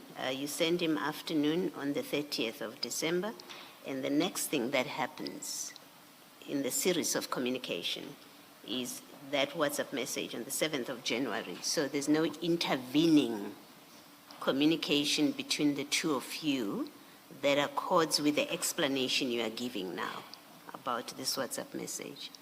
Do you understand what I'm saying? No, to you? I don't understand, Councillor. Commissioner. You say, you explain this WhatsApp message of the 7th of January as being about him wanting to talk to you about a loan. And what I'm saying to you, what I'm not seeing is a trail of communication between the 30th of December, which was the last message from you in 2024, where you say afternoon, and the next message from him on the 7th of January. There's nothing in between the two communication or pieces of communication which accords with your explanation or your attempted explanation of the message of the 7th. I would have expected to see either missed telephone calls in between, and then you would then testify and say, well, in those telephone calls, he told me he wanted to come and talk about the 10 million rand. But we don't have that. There's a call on the 30th. Yes? What about it? I'm saying there's a call on the 30th. There was a few calls. We spoke about this additional funding. Yes. And I see my messages only start from the 11th of December. Yes. But there's many calls prior to this, and I'm sure if we can get his records, and even when he comes here, I'm sure he'll be able to tell you that he really needed extra funding. And he was looking for that 10 million to top up. Yes. He may well have needed extra funding, and he may well have had that conversation with you, but your explanation of the WhatsApp of the 7th of January, that it was to talk about the funding, it doesn't accord with this series of communication on the 30th of December, and then you get a message that's very specific. He wants to speak to you to see you rather, before he sends invoices. That's what he says to you, and then you say, well, it was about funding. It had to do with the additional funding. I don't understand that explanation. At least it's not reflected in these communications. He wanted to show me the invoices. We spoke about this. He wanted to show me and say, here's invoices. Let's discuss. I'm sending these invoices in. Can you, based on what I'm sending in, can you then top up so much or so much, because here's the invoices going in. Yes. I assisted him in no way to submit You any see, invoices. my point exactly, that you know that he wanted to, he's telling you about seeing you before he sends invoices. You know that he wants to show you the invoices because he wants to back up a request for payment, a request for a further loan, but there's nothing in this correspondence that supports that. You are giving an explanation to a message of the 7th, which is not backed up by anything that is on the face of that message. But that was what transpired. We didn't even meet after that. But do you accept that this message, on the face of it, it doesn't convey what you're saying? As I understand it, what you're conveying is he wanted to show you these invoices before he sends them off because he wanted to back up his request for funding, for further funding. That's what you're saying. Do you accept what I say to you? But this message itself, when you read this message together, especially together with your last message to him, there's nothing that backs up that explanation you are giving. I'm sure when he comes here, he'll be able to back this up, definitely. Thank you.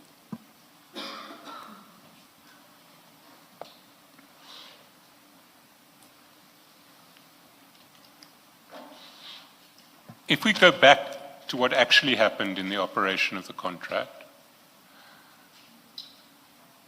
your evidence yesterday was, although the agreement was that you would get 10% of the income, that you were entitled to when SAPS started paying in September, you didn't take it because you let Mr. Matlala keep that because he had cash flow problems. He wanted to recover his site establishment costs. Yes, but in terms of your agreement with him, you were entitled to take 10%. You had put up 10 million and you were going to get paid back 10% of all revenue that the contract generated. Yes. And you elected essentially to waive that right. We had a meeting, and in that meeting we agreed that we'll allow that one to pass. But there were other invoices that were paid which was not disclosed to me. Other invoices that were paid when? I'm not sure, but in between the periods where my people were removed from, or my person was removed. That's what I suspect. I don't have the proof of that, but that's my suspicion. And have you managed to pin down those dates with better particularity as to when your people were there and when they weren't? I've requested them. I should be getting those, and I will hand them over to you. Thanks. If we move on, it says, well, when we move on, we see that when you finally start getting your payments, you agreed to act as a conduit for Mr. Matlala to pay Mr. Mamela a third of the first payment and a quarter of the gross second payment, which was in fact the same as 50% of the net second payment. Council, I never said that yesterday. I was given two options by the commissioner yesterday, and I refused to accept that I was a conduit. There were two options given to me yesterday, and if we can go back to the transcripts, I had said I took the first option. I just need to go there and tell you what it was. But I didn't say that I was a conduit. Well, we can see what the record says yesterday. Let's frame it this way. You agreed to take the payment that Mr. Matlala made to you of 1.5 million and to spend 500,000 of that paying Mr. Matlala's debt or loan to Mr. Mamela. Yes. Yes. And then when the second payment came in, you paid 250,000 of that to discharge Mr. Matlala's obligation or to advance a loan on his behalf to Mr. Mamela. Yes. And these It was not my money. I was going to be replaced. It was not my money. He asked me, he said, I'm giving you this money and I'm going to top you up. I'm going to make good on it.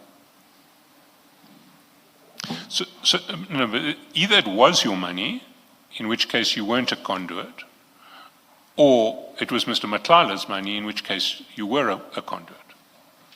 Because if it was Mr. Matlala's money all along, then you were really acting as a conduit for Mr. Matlala to pay Mr. Mamela. If it was your money, then you have elected essentially to use your own money to pay Mr. Mamela because that's what Mr. Matlala wants you to do, and you will now have an additional claim against Mr. Matlala to claim that back. Mr. Matlala asked me to pay that monies and said he'll replace those monies. So,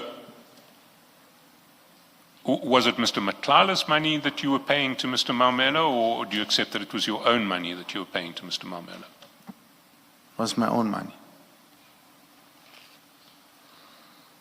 So that was the version of how the contract operated when we had regard to your testimony and the statement, but it now seems that you didn't tell us the full extent of your payments. Because the documents that we discovered this morning show that on the 27th of June, there was a 1 million payment from Tasmika, another one of your companies. Well, let's clarify, is Tasmika Construction one of your companies? Yes. And did Tasmika pay Medicare 1 million rands on the 27th of June, 1994? Council, when we received 2024. Sorry, 2024, okay. When we received your documents this morning,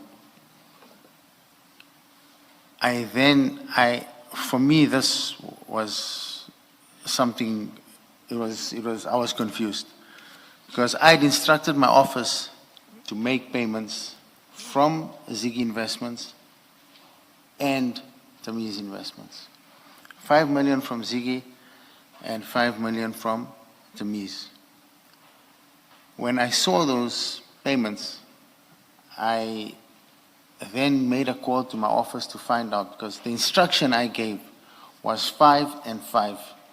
And I'm still saying 5 and 5. That payment of the SMICA, I need to go, that's why I asked for more time. I needed to go now and check in my office who actually authorized those payments. Because I've got 2 people in the office or 4 people in the office that deal with payments. I gave them an instruction, I said 5 and 5. At no point did I give them an instruction to pay from the SMICA.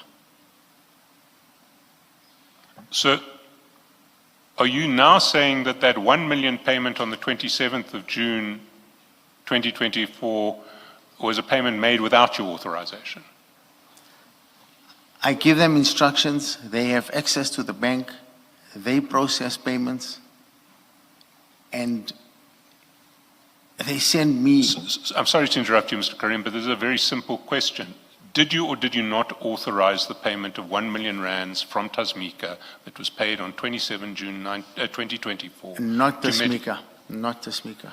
Did you authorize the payment of 1 million from anyone for payment on the 27th of June? I give instructions, they authorize payments, they do the payments. No. We're talking past each other. Did you instruct anybody to pay an additional 1 million rands to Medicare24 on the 27th of June? No. So somebody inside your organization took it upon themselves to pay 1 million rands of your company's money without your knowledge or consent? Yes, I'm confused. Hence, I said to my legal team that I need to get hold of my office. I need to get the people in my office and find out exactly who authorized that payment, because my instructions were very clear. My investment was 10 million. When these payments came, I then tried to call them this morning. They're working remotely, but I need to find out who authorizes payment from my office and who made this payment from my office. So who have you tried to call today to find this out? I phoned my payments manager, Mr. Hein van Vuren. And have you spoken to him today? Well, I've tried to get hold of him on 2 or 3 occasions now, and we've been busy in here, so. Well, you were told about these payments, or at any rate your attorneys were told about these payments sometime around about 6 o'clock this morning, and you were aware of them before we started. Had you tried to get hold of Mr. Yes. Van Vuren before we started? Yes, I've tried. Then there was an adjournment to 11:45. Have you spoken to him since you first tried to get hold of him? In consultation with my legal team, we said once we break here, we need to call them, once we break for lunch.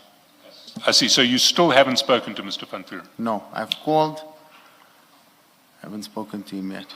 I see. Well, Chair, we are a couple of minutes before the lunch break. This might be a good opportunity to give Mr. Carrim the chance to call Mr. Van Vuren. Sorry, on this point, I'm just trying to understand, is this payment by Tasmika Construction part of the 10 million, or is it over and above the 10 million reflected in paragraph 12 of your statement?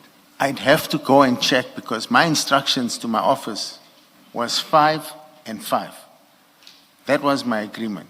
10 million and nothing more. So I need to get hold of Mr. Van Vuren and Mr. Sayed, who are then in charge of payments in my office, and a certain lady by the name of Shakira, and find out who authorized this payment from Tasmika.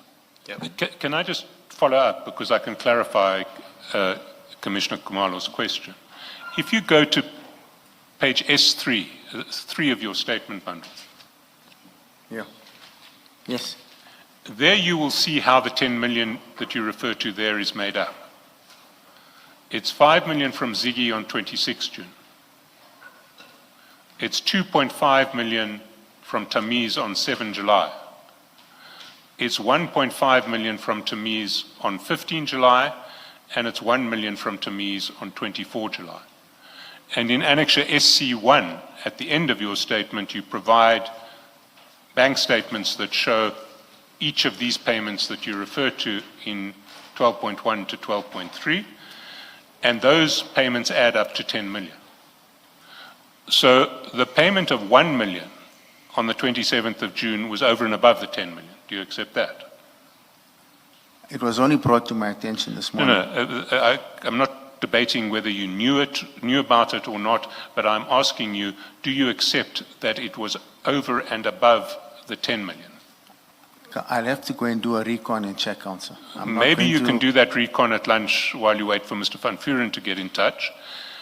But look also at the 1.12 million payment on the 7th of October, because what you'll see when you do that recon is that what you paid to Medicare was not 10 million.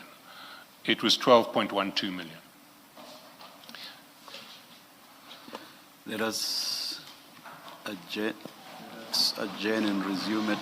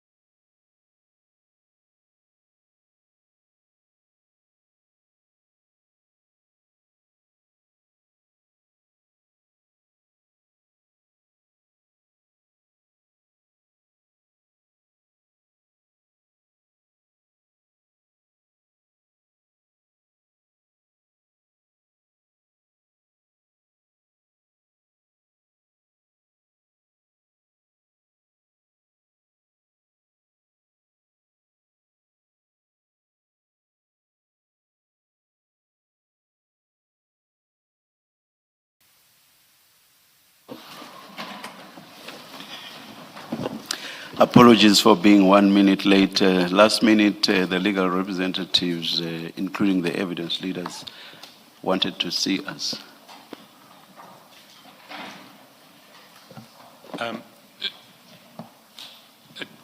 Chair, are we just continuing at this stage, or are we going to sort out the closing time? I think the housekeeping matter must be placed on record right away, perhaps.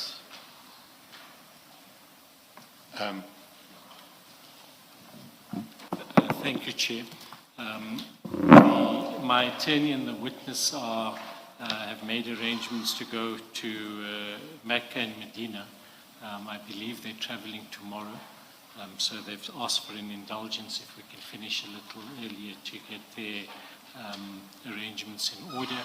And I think what was mooted was 2:45 or 3 o'clock, if the Commission will grant that indulgence. Between 2:45 and 3 o'clock, would 3 o'clock work? We'll Thank take you. 3 o'clock. Thank you. 3 o'clock is better. Mr. Shaskalson? Chair, I'm in the Commission's hands. Whatever, I certainly don't want to interfere with. Thank you. the 3 full o'clock it Commission. is then. Thank you very much. Yes, Mr. Shaskalson? Thank you, Chair. Did you manage to get hold of Mr. Van Vuren? Is it Mr. Van Vuren? Yes, Council. And what were you able to establish? They're going to look into it. They're looking into the matter. It was 2 years ago. I just got hold of him. Like I said, the offices are closed, but I said he needs to quickly get hold of the other person and try and see exactly who authorized that payment. So, but you didn't authorize that payment? No. So what we have is a situation where over and above the 10 million that you instructed to be paid in accordance with your agreement with Medicare 24 Tswani, there was a payment of 1 million from Tasmika on the 27th of June 2024, and there was another payment of 1.12 million on the 7th of October 2024. Is that correct? The second one is 1.12, 1,120,000. Is that correct? Yes, those are the payments, yes. Yes. So the total amount from your companies paid to Medicare 24 was in fact 12,120,000, not 10 million. That's what I established now. And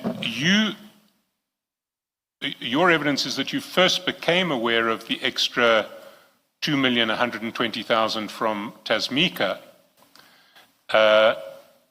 today, when the Commission drew to your attention. This morning when I woke up for my morning prayers, my attorney alerted me about this. So, does anybody other than you have authority to issue instructions for payments of 1 million and more out of Tasmika's account? There isn't, but people have access. No, there's a separate question. The people who have access, I understand you can process banking transactions, but does anyone have authority to issue the instruction on behalf of Tasmika, you will pay 1 million? Only I issue instructions. Only you. So anybody who made this payment or these two payments without your knowledge was misappropriating money from Tasmika's account? I'm now made aware of that, Council.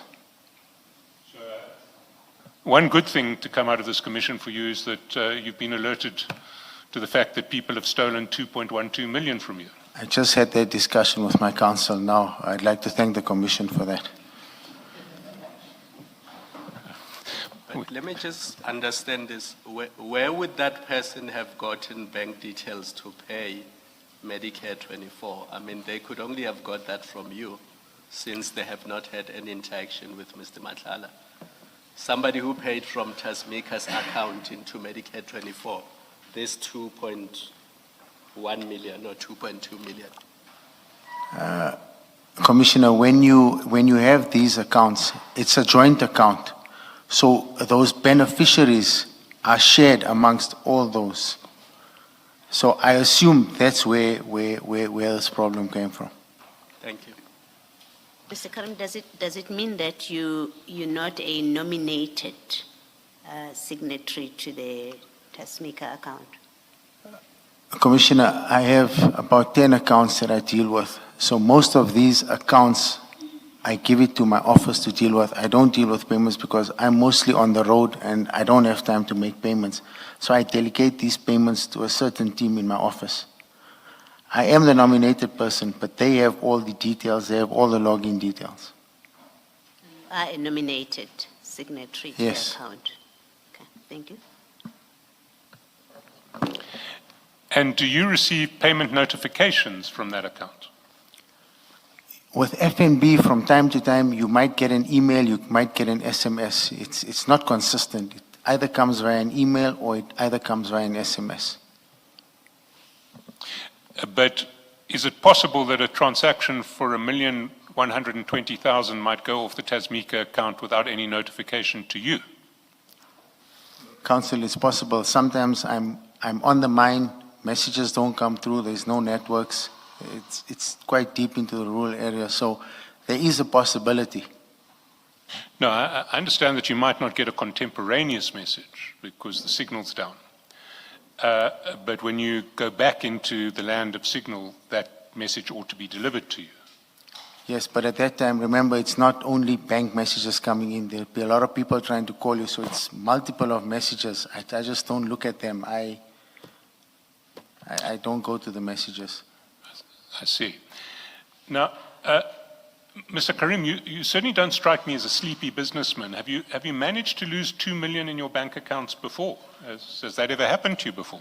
Council, these days, and I've been looking at a lot of the companies, there's a lot of siphoning going on. There's a lot of money being lost in accounts, a lot.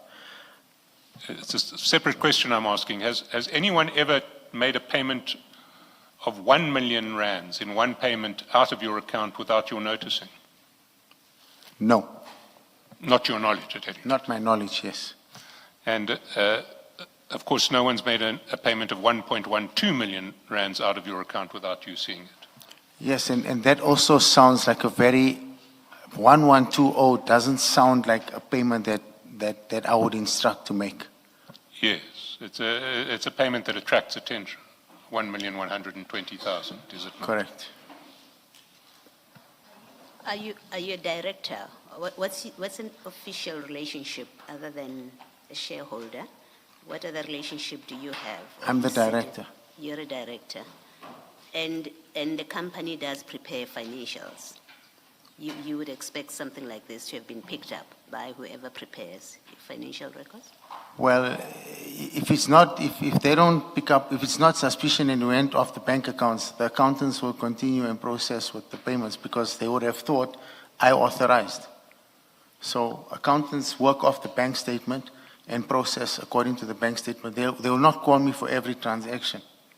So they would think you have authorized because you are the person with authority to authorize. No. They would think that I gave the instruction for payment. That's what I mean. Yes. You are the only person that gives instructions for Yes. payment. Thank you. Yes, but they'd have to know how to enter it in the books. And if they went to the bank statement, they would see, let's look at page 555.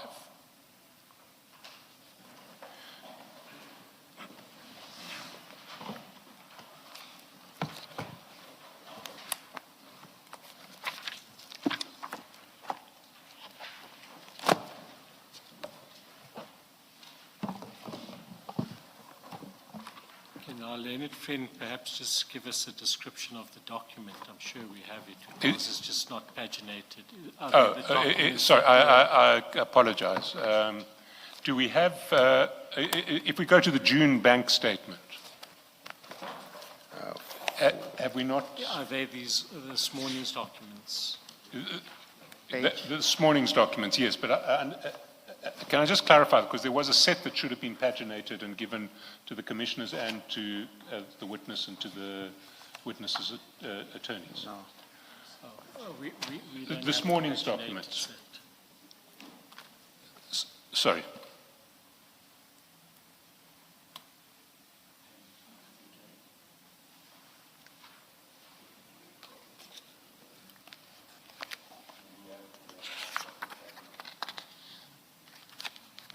Mr. Chairperson, if I could just check, what you're referring to is the Tasmika construction Yes. statement. Yes, We I have must it- apologize to my colleagues for this because I'm told that the witness has a paginated file, the commissioners have a paginated file, but the witness's legal team does not. What we're referring to is the Tasmika, it's this morning's documents, it's the Tasmika construction statement for June. And if we go down to the 27th of June, Have you managed to locate it, Mr. Bana? This we'll try and follow. Or can we just can we get one of your files and we'll just paginate it quickly? can we display? What is the last page of your file two? 544. Does Medicare June 24? Is that the first one?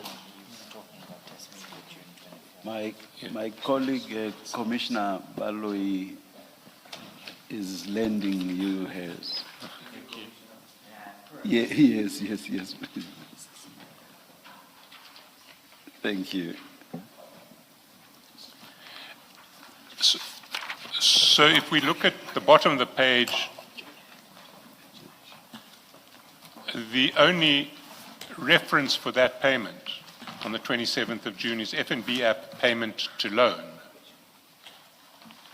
Now, whoever is preparing your accounts, if they're going to prepare the accounts, would need to know who the loan was made to or from. So there'd have to be, so the accountants ought to have asked a question, how do we book this 1 million? How do we describe the loan? Because it doesn't say Medicare 24. Yes, correct. So, Okay. So,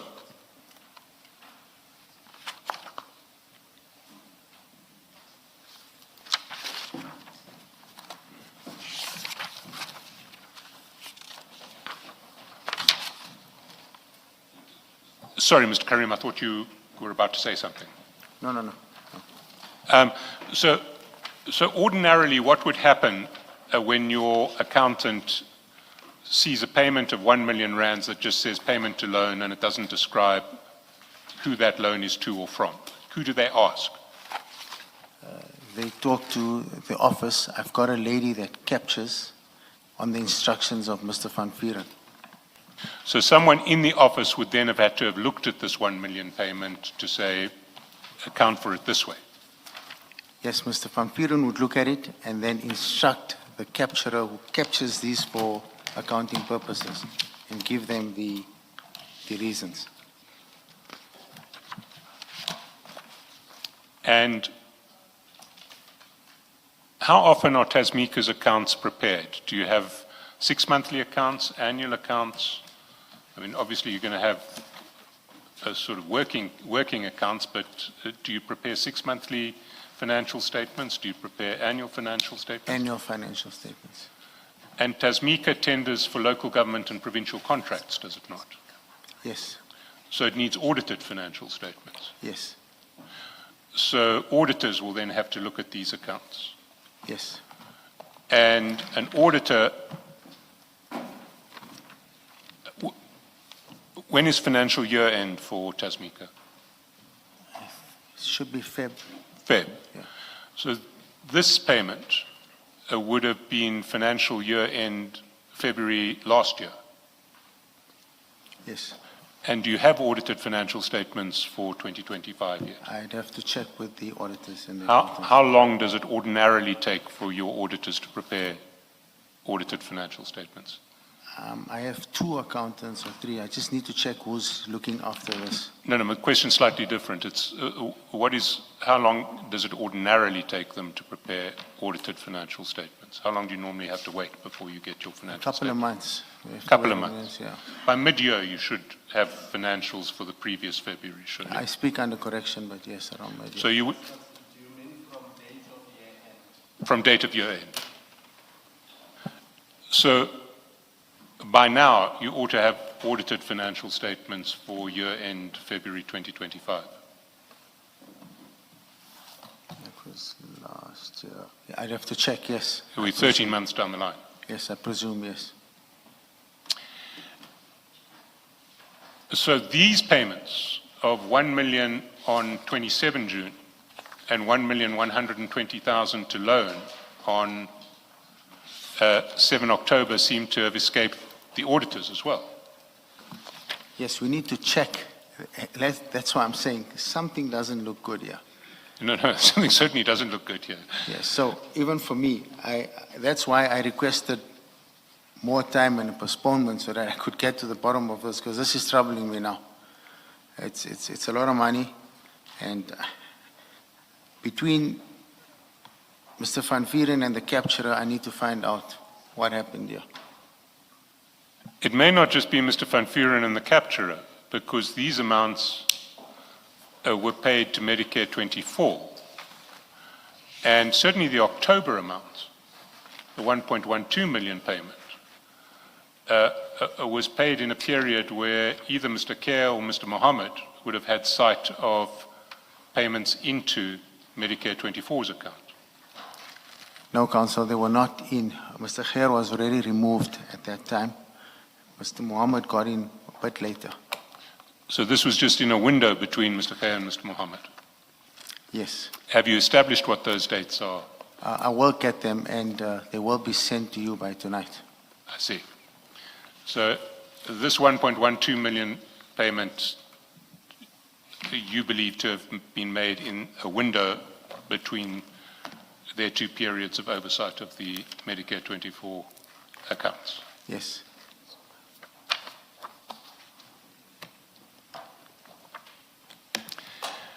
Now, as far as you're concerned, this is an unauthorized payment. It's just money misappropriated from Tasmika. Yes, I didn't authorize these payments.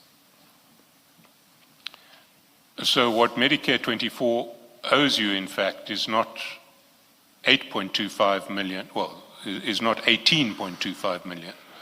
It's actually more than 20 million, because it owes you another 2.12 million.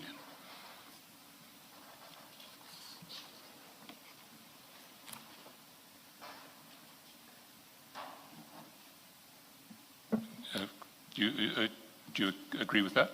I think after we check and confirm from all these bank accounts, we'll then be able to determine the correct figure. But as you stand today, your position is that Medicare, or before you were alerted to these payments, your position was that Medicare owed you the 8.25 that it hadn't paid you back, together with the 10 million that it was obliged to pay you over and above what you'd put in. So that was 18.25 was what Medicare owed you. Correct. Now it seems to be that there is another 2,120,000 that you paid Medicare and that ought to be paid back to you from Medicare. From these bank statements, yes. Before we leave these bank statements, can I ask you to go to the October bank statement? The bank statement of Medicare, not of Tasmika. Now, what page is that, Councillor? My page is 551. But it's the Medicare bank statement. Maybe let's start on the previous page, 550, where we will see the Tasmika payment.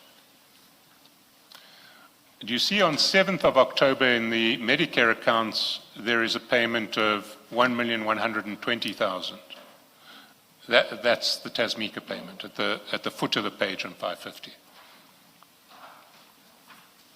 550, 550, yes. I'm starting with the Tasmeka payment. yes. Then if you go to the next page, 551, 9th October, about 7 or 8 lines from the bottom, you'll see that there was a 3 million payment into Medicare, 3 million CR. You see that? F&B OB payment loan. Yeah. Do you know anything about that 3 million payment? No, it's the first time I'm seeing this payment. I don't know about that payment. And do you know anything, so as far as you're concerned, none of your companies have anything to do with that 3 million payment? Sorry, our learned friend's going a bit quickly for us. 3 million payment on page. It's page 551, 9th of October. Thank you. It's 8 from the bottom.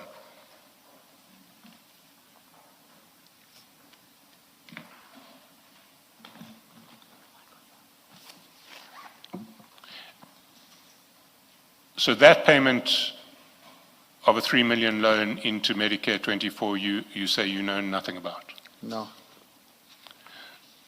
Have you ever made payments through a Hawala system in commercial dealings?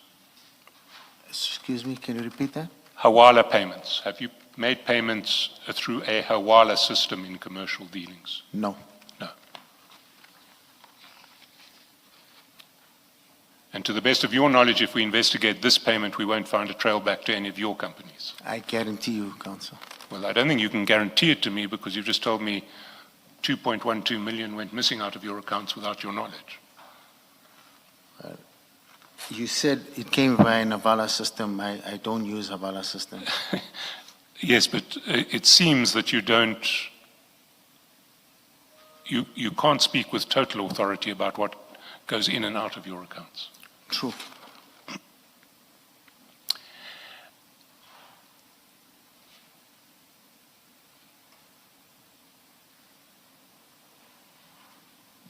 On any scenario, you went into proceedings, or you came to this commission a few days ago thinking that Medicare24 owed you 18.25 million, plus interest, I would imagine. No, I said 8.25. Now, 8.25 is what you put in, but you were supposed to get a return of 10. Yes, but once the contract was cancelled, I was just wanting to get my capital back. Now, I know you probably would have been happy to walk away with your capital, but in terms of legal rights, if your agreement is what you say your agreement was, you were entitled to the 10 million over and above what you put in. Yes. Why haven't you sued Medicare24? So as soon as these things started happening towards around April, May, I had a meeting with my lawyers, and we then agreed that we needed to start the legal process of receiving my monies. We had these discussions around April. In May, we then agreed, yes, we are going to institute legal proceedings. And my attorneys are briefed to continue to pursue and get my money back. Sorry, that was April, May last year. Yes, just before Mr. Matlala got arrested. Yes. And what has happened between April, May, and today? I can get a brief from them and then revert to you with that. We can send you the correspondence. And what is your claim going to be? How much are you claiming back? I'm not sure what they agreed to claim back, but I'll check for you. We'll send it to you on an email so that you have it on record. I see. When I suggested to you that 18.5 million was what Medicare24 owed you. You said no, sorry, 18.25 million. You said no, it's just 8.25. I just want my money back. Had your attorneys not explained to you that you were entitled to the extra 10 million as well? Yes, we discussed that, but I don't know what did they do, if they finalized on what they were going to claim back. I see. Can I just check something? Have you cancelled your agreement with Medicare24? What became of that agreement? Commissioner, remember, as I explained, once I received the SLA in October, to get Mr. Matlala to sign that agreement was a bit of a uphill. He kept on saying, we'll sign, we'll sign. So the agreement with him was, once the SLA is out, we'll sign this funding agreement, and then we'll draw up another agreement. And he just never got to sign this funding agreement. So are you saying there's no agreement between your company and Medicare24? What's the legal position as we are sitting here today? What we have is the proofs of payment that we paid him, and we have this funding agreement that was not signed. But did you shake hands on it? Yes, we had So it's an oral agreement? this verbal agreement. We shook hands, post come the funding agreement. Thank you.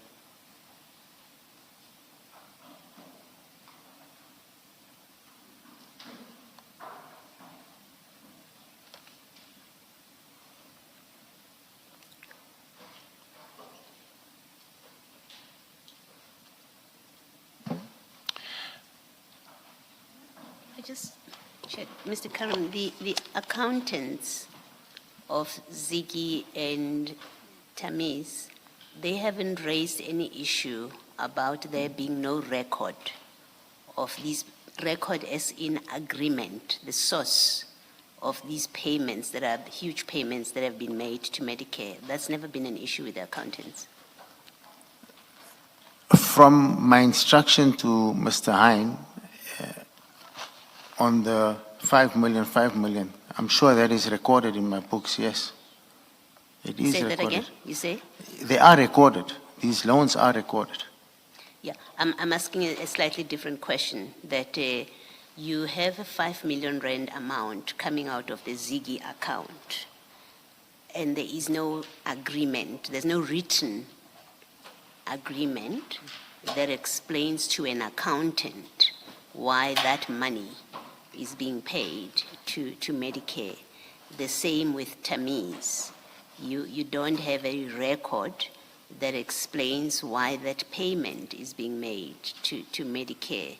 Is that not an issue that your accountants would have raised with you? No. They did not. Not even the people who prepare your financial statements, not even those. No, we brief them on, obviously they go through the bank statements. Mr. Hine will then brief them, this is a loan, that's a loan, this is going to this is an invoice payment. So he would brief them on what the transactions are. Yeah, I'm asking a different question. Your auditors have never raised an issue about the absence of a written agreement that authorizes or that explains these payments. The auditors have not done that. No. Okay, thank you. Can I just follow on with that? Because it seems to me that, I mean, Ziggy pays 5 million rands on loan to a company that is ostensibly at arm's length, Medicare24. Presumably in the books of Ziggy, that amount of 5 million would be reflected as loan Medicare24, because that's what it says on the bank statement. Yes, I'm sure the accountants will be able to take and produce that. But when the auditors come to audit Ziggy's financial accounts, surely they'll ask for an underlying loan agreement in respect of a loan as big as 5 million rands. They didn't ask for one. Again, we'd need to speak to those auditors. Who audits Ziggy's financials? I think I've given you an email address. They're going to give you an email address. Is it the same auditors for all all companies, Yes. all of your companies? Not all. I'll just check who they're handling, but they'll be able to tell you which companies they're looking after. Thanks. And if they don't look after Ziggy, who do we speak to get an instruction as to who does audit Ziggy's books? These ones look after Ziggy. These ones audit Ziggy's Yeah. books.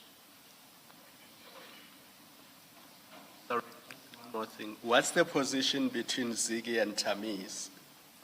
Does Ziggy or does Tamiz owe 5 million to Ziggy or the other way around? What's the position? Because I understood from paragraph 12 of your statement that Tamiz made payments to Medicare on behalf of Ziggy. So Is there an underlying agreement? there's internal loan agreements, yes. Thank you, Mr. Chairperson.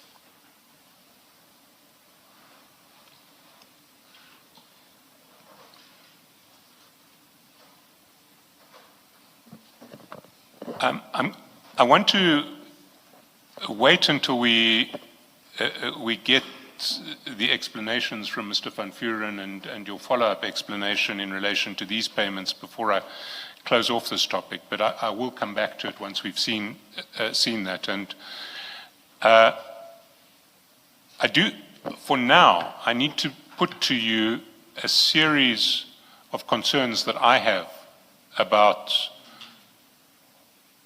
this agreement between yourself and between Ziggy and Medicare 24. You just need to hear them. I'll ask you for comment later when we see you again. But in fairness to you, you need to know my concerns, which may well also be reflected among some of the commissioners. My first concern is my first concern is with the numbers. There is, your version in the statement is a loan of 10 million. It turns out that there were payments of 12.12 million. We need an explanation for where the extra 2.12 million comes from. My second concern is that even on the version on the statement, what you have is a loan of 10 million to a relative stranger without any security, which seems commercially odd to me, to say the least. My second concern is that this loan to a relative stranger without security is not just without security, it's without a written contract. That also seems commercially odd to me. My third concern is that for a party whose stated relationship to Medicare 24 is that of simply lender, it does seem to me that Ziggy or yourself or your companies or your group generally performed a role much more akin to a partnering investor than a lender. You provided accounting support. You had a representative on a finance committee.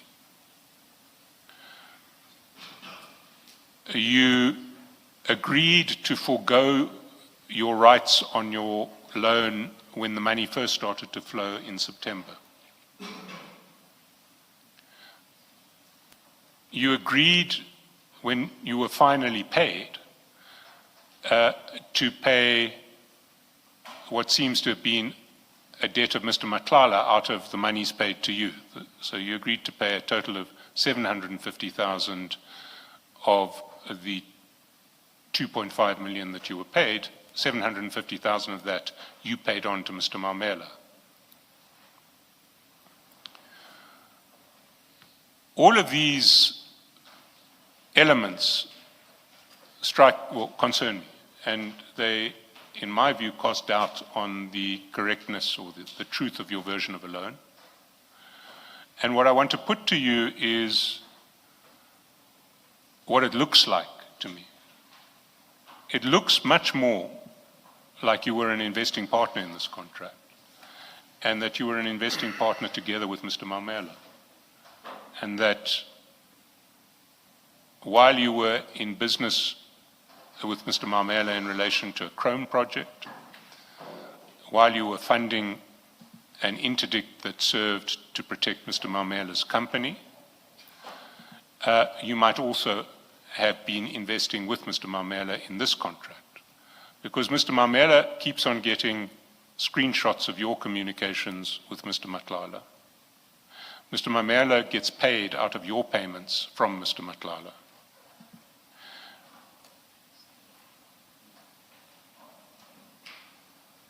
So those are my concerns, and I think that's what you need to address when you come back. There are two further topics that I could address with you today. Let me first ask you, just get some clarity about, which relates to the Mr. Mamela relationship. You spoke about the origins of your relationship with Mr. Mamela in the house sale, and that you then went into this joint business in relation to a chrome mining operation. You mentioned that you were each going to put in 55 million, and that to raise his 55 million, he had to sell an asset, and he sold it. And you said you got notified that the money had been transferred to the lawyer's trust account from the sale of the asset, and you said you were overjoyed because now you could start the project.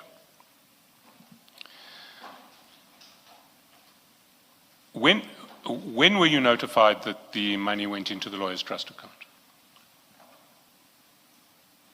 Approximately when was this? Sometime in December 23, November. November, December. And then you say, subsequent to me receiving the funds, Mamela approached you and told you, subsequent to you receiving the funds, Mamela approached you and told you that he's got challenges with his current house, he's paying penalties, he's losing $1 million a month on penalties, so could he please take some of his money and complete his house, then he'd bring back the funds so he could continue with the project. How long was that after you had received the funds? It was immediately. It was, you mean when did he approach me? Yes, when did he approach you? You get the funds, you've now got the money in Ziggy. Yes, that same day he approached me. The same day he approached you? Yeah. So when were the funds paid out? So were the funds in Ziggy for more than a day? The funds were there for a couple of hours, and that's exactly what my problem was with him. And that's exactly where I had an issue. As I said to him, I've already committed. You cannot backtrack on this. We had a gentleman's agreement. Paperwork is to follow. I've made commitments. People are waiting. This is not acceptable. But within a couple of hours you'd paid him the money? I had to pay him the money. It's his money. Well, it wasn't actually his money. It was money that he had committed to a joint project with you. So you had a contract with him that he had to put up 55 million. Yes, a verbal contract. You had to put up 55 million. Yes. And that 110 million was now going to be used for some mining project. Yes. But you agreed immediately he put up the 55 million. That, or I think you said it was 56, that he could take his money back. Mr. Chairperson, if someone comes to you and you're holding that kind of money of theirs and they're sitting in front of you and he says, I'll bring back the money, I want my money back. I had no choice. I said, it's fine. What time frames are we looking at? When will you bring this money back? He said, he's busy with a disposal of another asset. He'll come back to me, but for now he needs to finish his house. You see, again, one of the things that strikes me as odd about this arrangement is that he sells an asset. The money gets paid into trust at his lawyers. He can instruct those lawyers what to do with that money. He can instruct those lawyers to pay you, or he can instruct those lawyers to pay him. if he wanted the money back, why would he instruct the lawyers to pay you for you to pay the money to him? Why wouldn't he just instruct the lawyers pay me directly?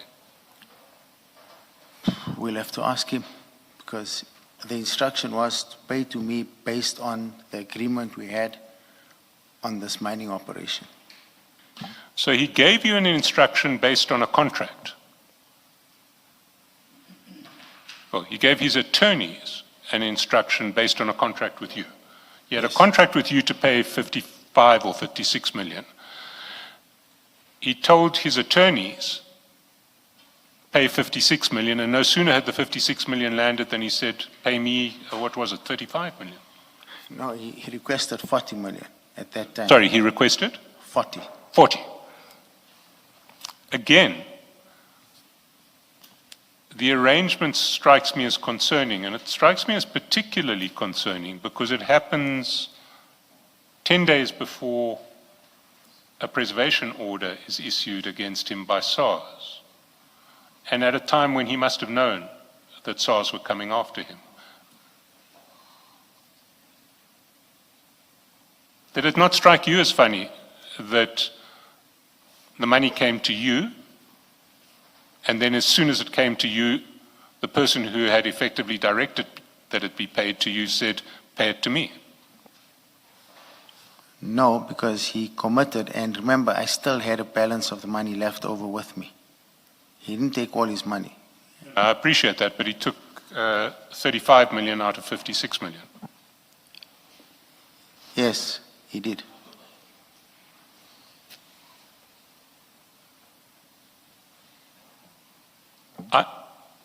I have another substantive topic to address now, but we're not going to finish before 3 o'clock. So I'd rather get to it when we resume.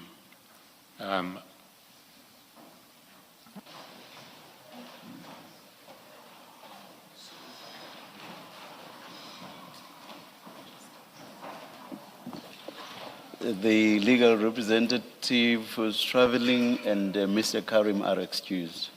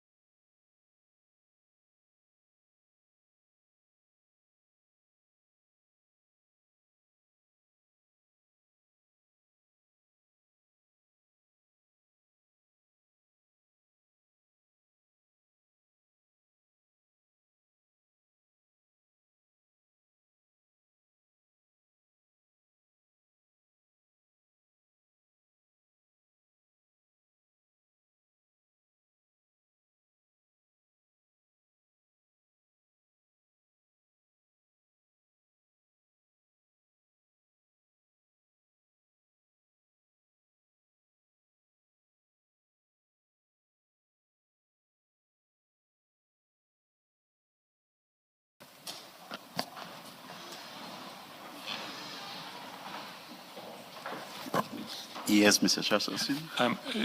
Chair, we've agreed on the 16th of April. Mr. Carrim, the hearing of your testimony will be resumed on 16 April 2026. So you must be here on that day. Let us adjourn and resume at 9:30 tomorrow. Thank you, Chair. Let's adjourn.